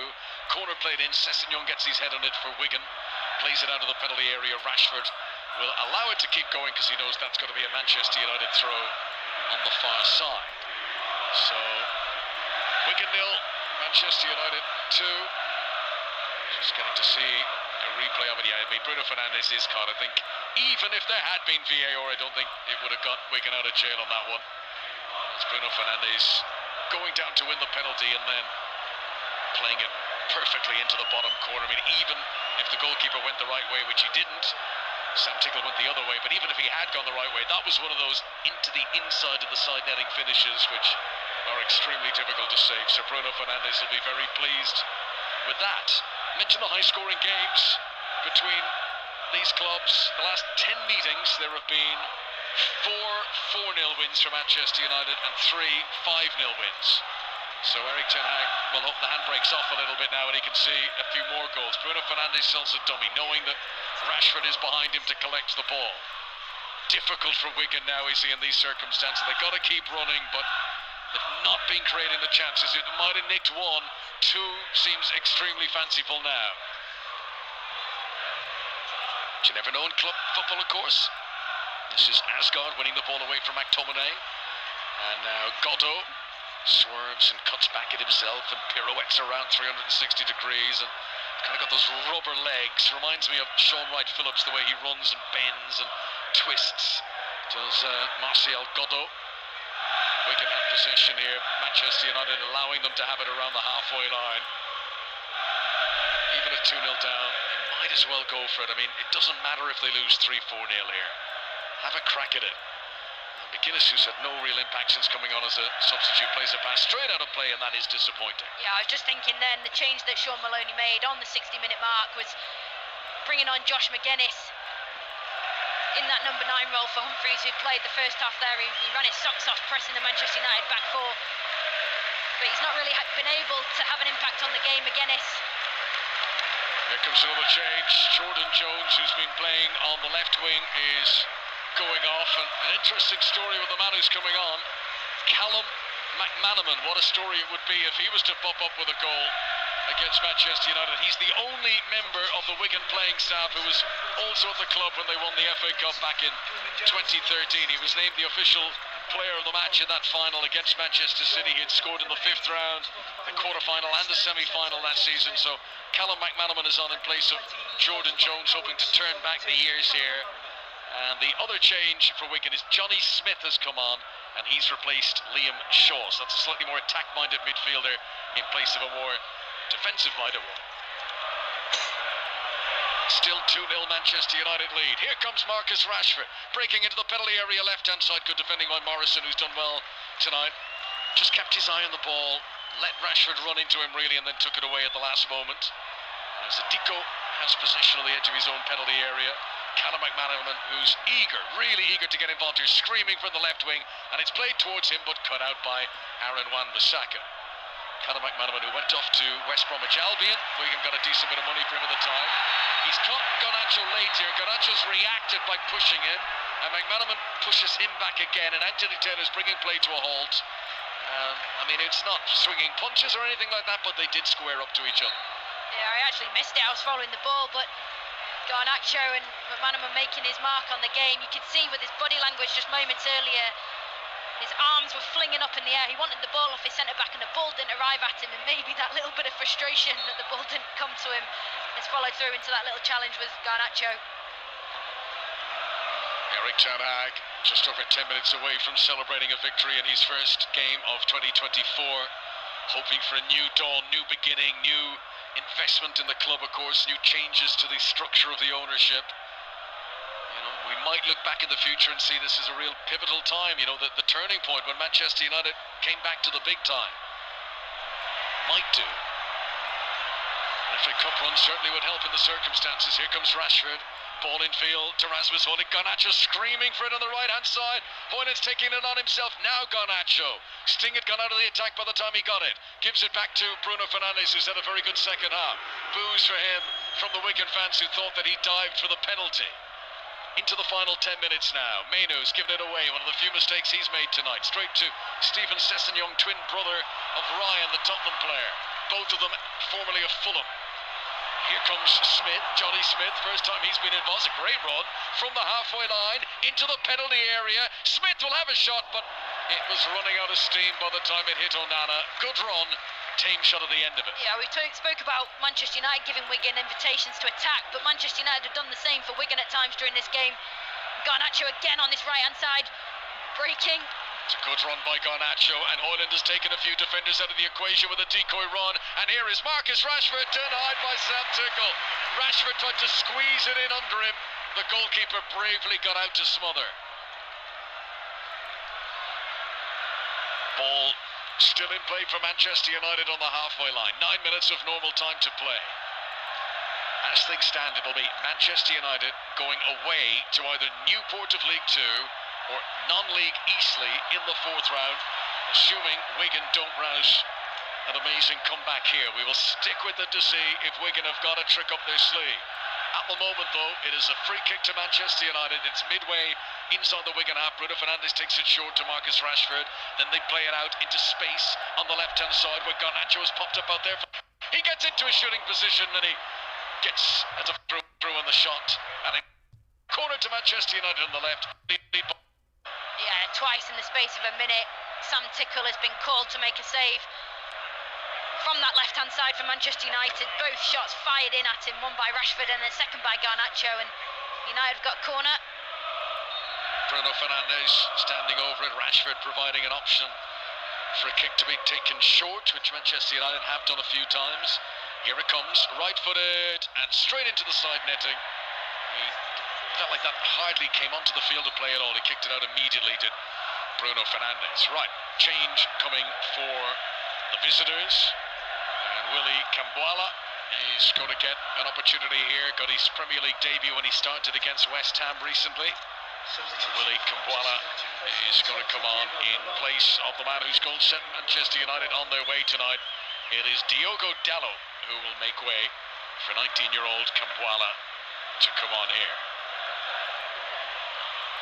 Pat on the back for Dalot from Eric Ten Hag. Wigan trying to build from deep once again. They need at least 2 goals without reply here, and they are dramatically running out of time. Rashford to McTominay. Tries to turn away from a Deco. Does find Garnacho. Shot on target, but low and tame, and easily saved by the goalkeeper, dropping down onto one knee. The clock ticks on. 83 minutes expired now. Just looking around the stadium, for the first time, some Wigan fans beginning to make their way towards the exits. As Martial Godot comes over the halfway line. This is McManaman on the left-hand side, number 20 on his back. Dancing, jinking, trying to create some space, but forced to retreat back to Steven Sessegnon. Wigan, 18th place in League One. This is a huge golfing class for them tonight, up against a team that have been in the Champions League this season. Sean Clare rolls it in front of Johnny Smith on the right wing. Back to Clare again. Level with the edge of the penalty area. Urgings from Wigan fans to get it into the mix, but Wigan have been patient here. It's worked to Asgard. 12 yards or so outside the penalty area. Tries to open up the angle for the shot, and he did force Onana to dive. The keeper down to his right, but it was off target and out for a goal kick. Izzy Christensen. Yeah, not a bad effort at all from Asgard. He's had his chances today. He's actually moved back into a bit more of a deeper line midfield position. He started the game higher up, but can't help but think the style of play for Wigan under Sean Maloney, their first priority is to retain the ball. They like to play with the ball. And you can't help but think that for the last sort of stages of this game, when they were 1-0 down, whether they'd have just changed the style and put the ball into the box, it might have given them a chance to get back into the game quicker. Approaching 10 o'clock on 5 Live, just over 5 minutes of normal time to play in this one. Interesting that the guys at Opta reckon that Sam Tickle has made more saves in this match than any goalkeeper in the 3rd round of the FA Cup.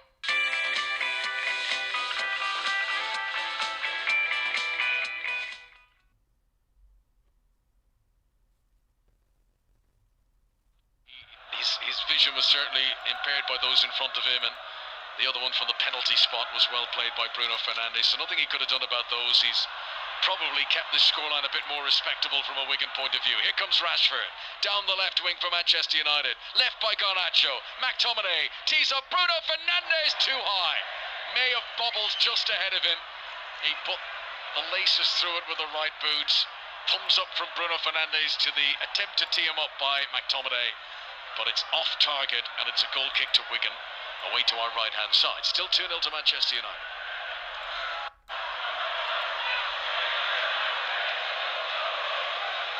Official attendance tonight, 22,870, which is the biggest crowd they'll have had here for some time. 7,506 of those are away fans supporting Manchester United, filling that entire far side of the stadium from us. And it'll be a joyous short journey back to Manchester United for those back to Manchester for those fans tonight, as their team come on the attack again. Rashford trying to turn in the penalty area, goes on the outside again, pulls it back and put out for a corner. It's that final product that just won't come from Marcus Rashford. Time and time again he's getting into good positions, but be it a crosser or be it a shot, invariably it's always been blocked away at the moment. Even though it's got a corner, Eric Ten Hag is going to make a change, and Palestri's going to come on for the closing stages here. Palestri on in place of Garnacho ahead of the Manchester United corner.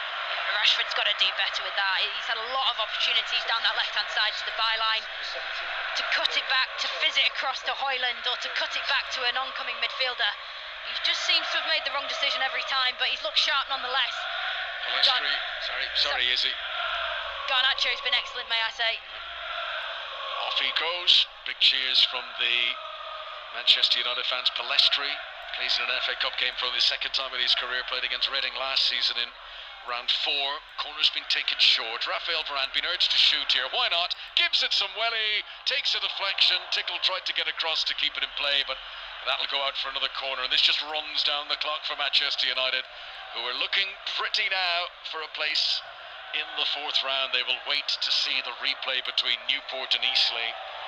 But it would appear that one of those is going to be hosting Eric Ten Hag's team in the fourth round this time around. Corners again taken short. Goalkeeper came, but the defender got ahead of him there when Bruno Fernandes played it into the penalty area. Smith will try to come away with the ball from the back. Maidstone, who's just growing in stature all the time, wins it, keeps it in play, tees up Palestri, ball in, might have been a handball from McTominay, referee agrees. Free kick to Wigan, inside their own penalty area, handball by Scott McTominay. Oh, again, Kobe Mainu just putting out the transition from Wigan and just setting Manchester United back up on the attack, and they've looked so sharp in those moments all evening, and he's been absolutely exceptional in the heart of that midfield for Manchester United this evening. Manchester United, who lost 12 games in all of last season, they've already lost 14 games this time round. Potential dodgy night for them away at Wigan, Monday night in the cold, but Eric Ten Hag has been able to steer the ship towards this 2-goal lead. 1 goal in either half. It's not been dazzling stuff from Manchester United, but in cup competitions it's about getting the job done and going through to the next stage, and who knows, the FA Cup could become an important avenue for Ten Hag in the second half of this season.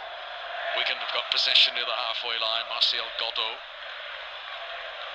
scored against Peterborough in early November. He's had 2 enormous chances in this game, Godot, that he'll be watching back the highlights of this game later, and he'll be thinking, could he have steered the course of events? Cross on the right-hand side into the penalty area. McGuinness controlling with it, with back to goal, but he can't turn. He's managed to give it back out, though, to a crossing position for Johnny Smith. Ball comes in again, and Kobe Mainu is back there to clear away, and then it comes off a Wigan player and out for a throw into Manchester United, and we're into the final minute of the 90 now. There'll be a few to be added on for stoppages, but Wigan, who've got an injury problem, delay with a Wigan player down, they've given it their all. They can hold their heads high, Izzy. It's a huge goal. 54 League places is not to be sniffed at. They have given it their best, and you know, other League One teams might have caved in by now. Wigan have battled on throughout. Yeah, they've been brilliant. You know, the first half they were really good to watch. You can already tell the way their team plays. You know, the structure, the organisation, and the braveness to keep playing even until the last minute, even going 2-0 down. They've still started to play and try and find overloads against Manchester United, and you know, they've been excellent to watch. And that man down in the box, looks like he's got a bit of cramp, but Godot's been brilliant. Reminder that more Cup football coming up live on 5 Live tomorrow, the first of the League Cup semi-finals first leg. We will bring you Middlesbrough against Chelsea. It's an 8 o'clock start, full commentary here. We're moving into stoppages, 4 minutes being added on at the end of the game.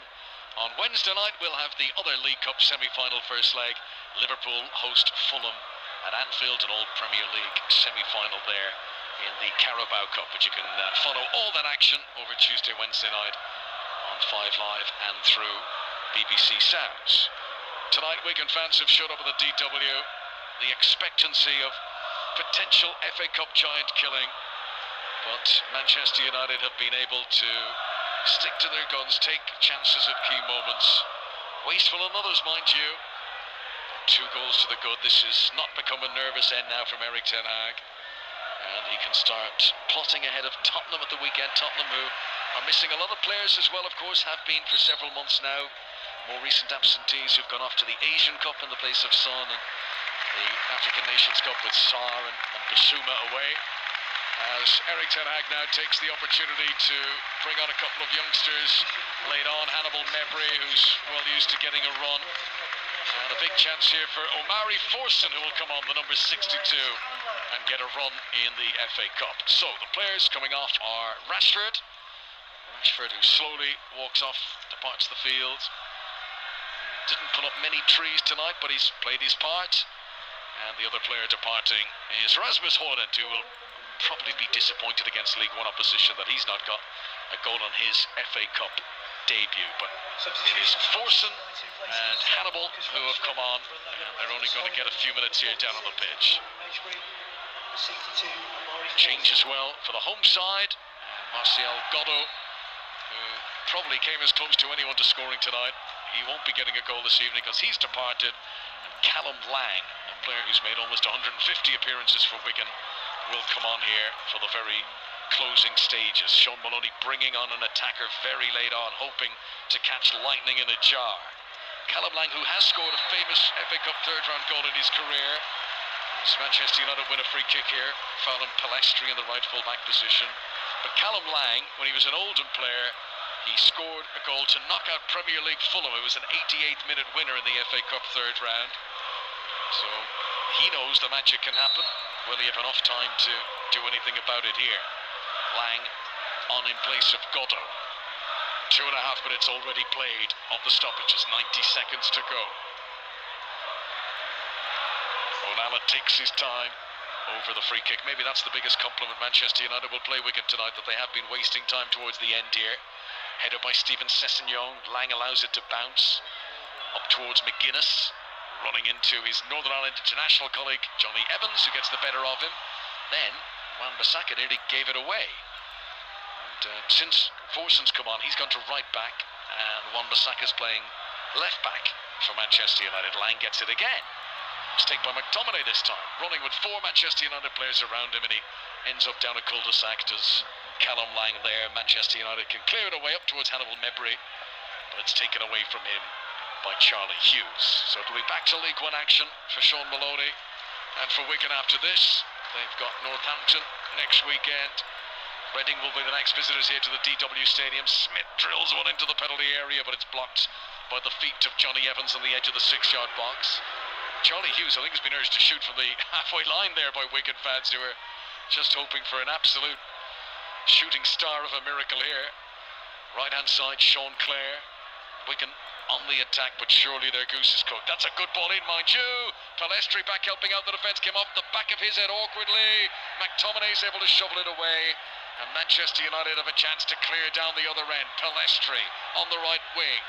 Veers inside now. Blue and white shirts looking tired as they try to fall back into defensive position. Bruno Fernandes challenged by Charlie Hughes and held up. Manchester United hold on to the ball. Eric Ten Hag's team are almost there into the 4th round of the FA Cup. It's been an entertaining cup tie tonight, but no shock, no giant killing. Manchester United about to go through. As young Omari Forson drags it back under his studs, plays it to the right hand side.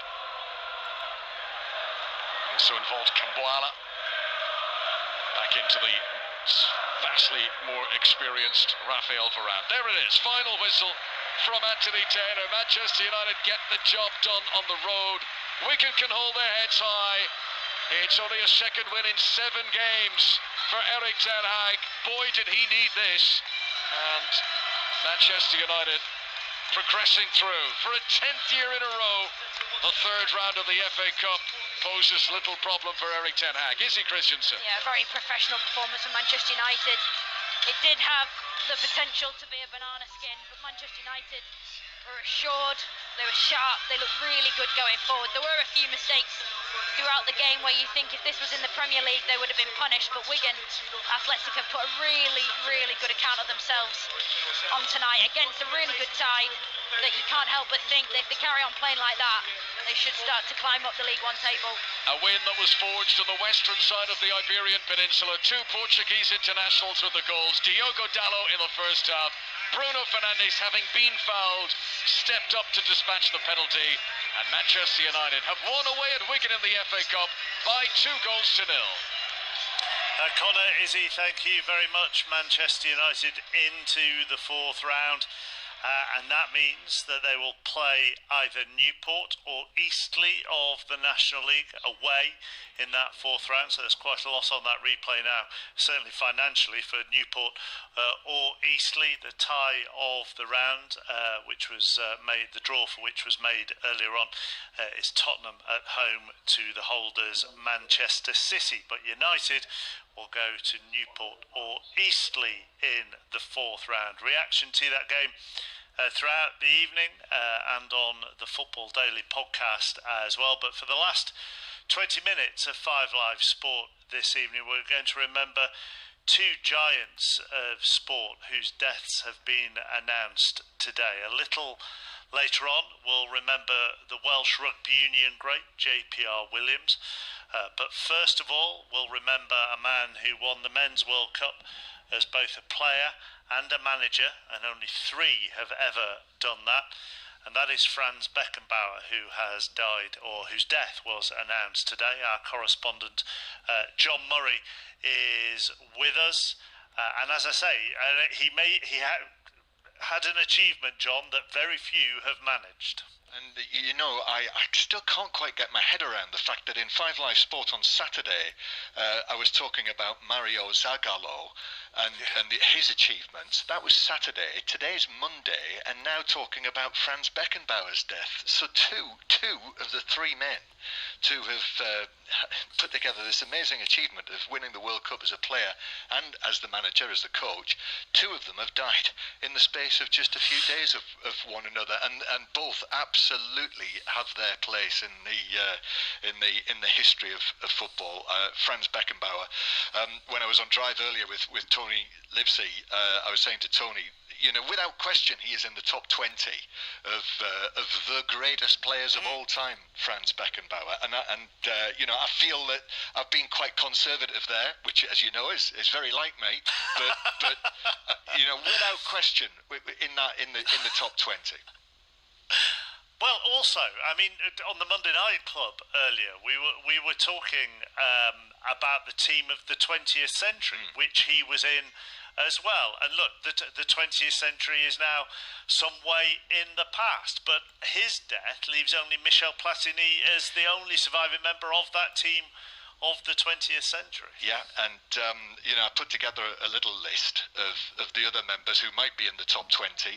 So I've got in there Bobby Charlton, Pelé, Johan Cruyff, Maradona, Eusebio, Puskas, Di Stefano, Zidane, Modric, Messi, Cristiano Ronaldo, Lev Yashin, Gordon Banks, Garincha, Platini, Brazilian Ronaldo, and Van Basten. And certainly, you know, Franz Beckenbauer has his place amongst that. Not, you know, I mean, that's very much one, isn't it, for a pub debate or a social media debate to decide who goes where in that list. But of course, the other thing that we were talking about earlier as well is there are very few sportsmen or women who have that transcend the sport, but also get shouted out in playgrounds. Right, and we were talking earlier about, you know, whether you grew up in the 70s or the 80s, or even Micah was saying when he was starting out, if you brought the ball out of defence as a kid, somebody somewhere would shout, "Who do you think you are, Franz Beckenbauer?" And in actual fact, in the course of the past year, quite often I've referred in commentaries, you've probably heard, to John Stones as the Barnsley Beckenbauer. Yes, so, absolutely. It lives on. You know, that's what he will leave on the game. But you know, more widely, having heard the news tonight, they're desperately sad news about JPR Williams. And on Friday, here from a completely different field, David Soul, you know, dying from the 70s. And I just feel that David Soul, as one of Starsky and Hutch, JPR Williams were such figures of the 70s for people who can remember that. But, you know, it's quite a classic time now, and I think it evokes special memories, even for people who weren't alive then. There is something about it when you see dramas that are based in the 70s. And let me tell you, you know, I've been picking books off my shelves here and looking at pictures of Franz Beckenbauer, and from 1974, when he was the West German World Cup winning captain, you know, he's the man who receives the trophy, that new trophy, the FIFA World Cup trophy, because the Jules Rimet trophy had been retired when Brazil won it in 1970 for the 3rd time. So that brand new golden trophy that had never been seen before is in his hands, and the pictures of him in the stands next to the goalkeeper Sepp Maier, and holding it in the air, white shirt, West German shirt with the black cuffs and the black collar, and his 70s sideburns and his long curly hair. Yeah, it's an absolute... Franz Beckenbauer is an absolute image of his time. Yeah, as is JPR Williams as well, and we will talk about JPR with Chris Jones. Let's talk to Taifik Khalil, German football broadcaster who knew Franz Beckenbauer. Evening, Taifik. I've just seen a quote from Julian Nagelsmann, the Germany manager, and he has said, "For me, Franz Beckenbauer was the best footballer in German history. Franz Beckenbauer was able to float on the lawn. As a footballer and later also as a coach, he was sublime. He stood above things, and when Franz Beckenbauer entered a room, the room lit up." Yeah, that's big words. It says all about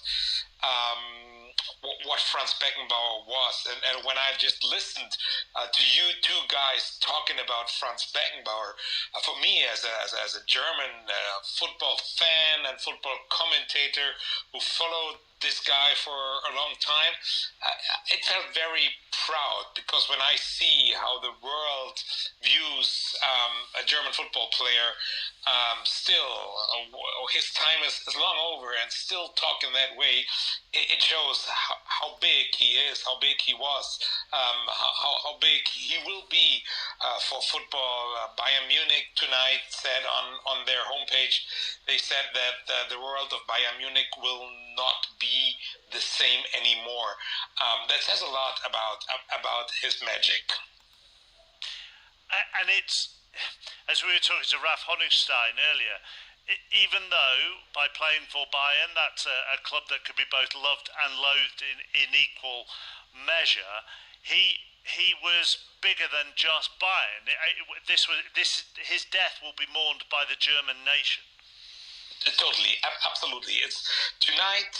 We have it from officials from all clubs in Germany, politicians, everybody, fans from all clubs. Tonight say this guy was something special. Bayern Munich is Bayern Munich.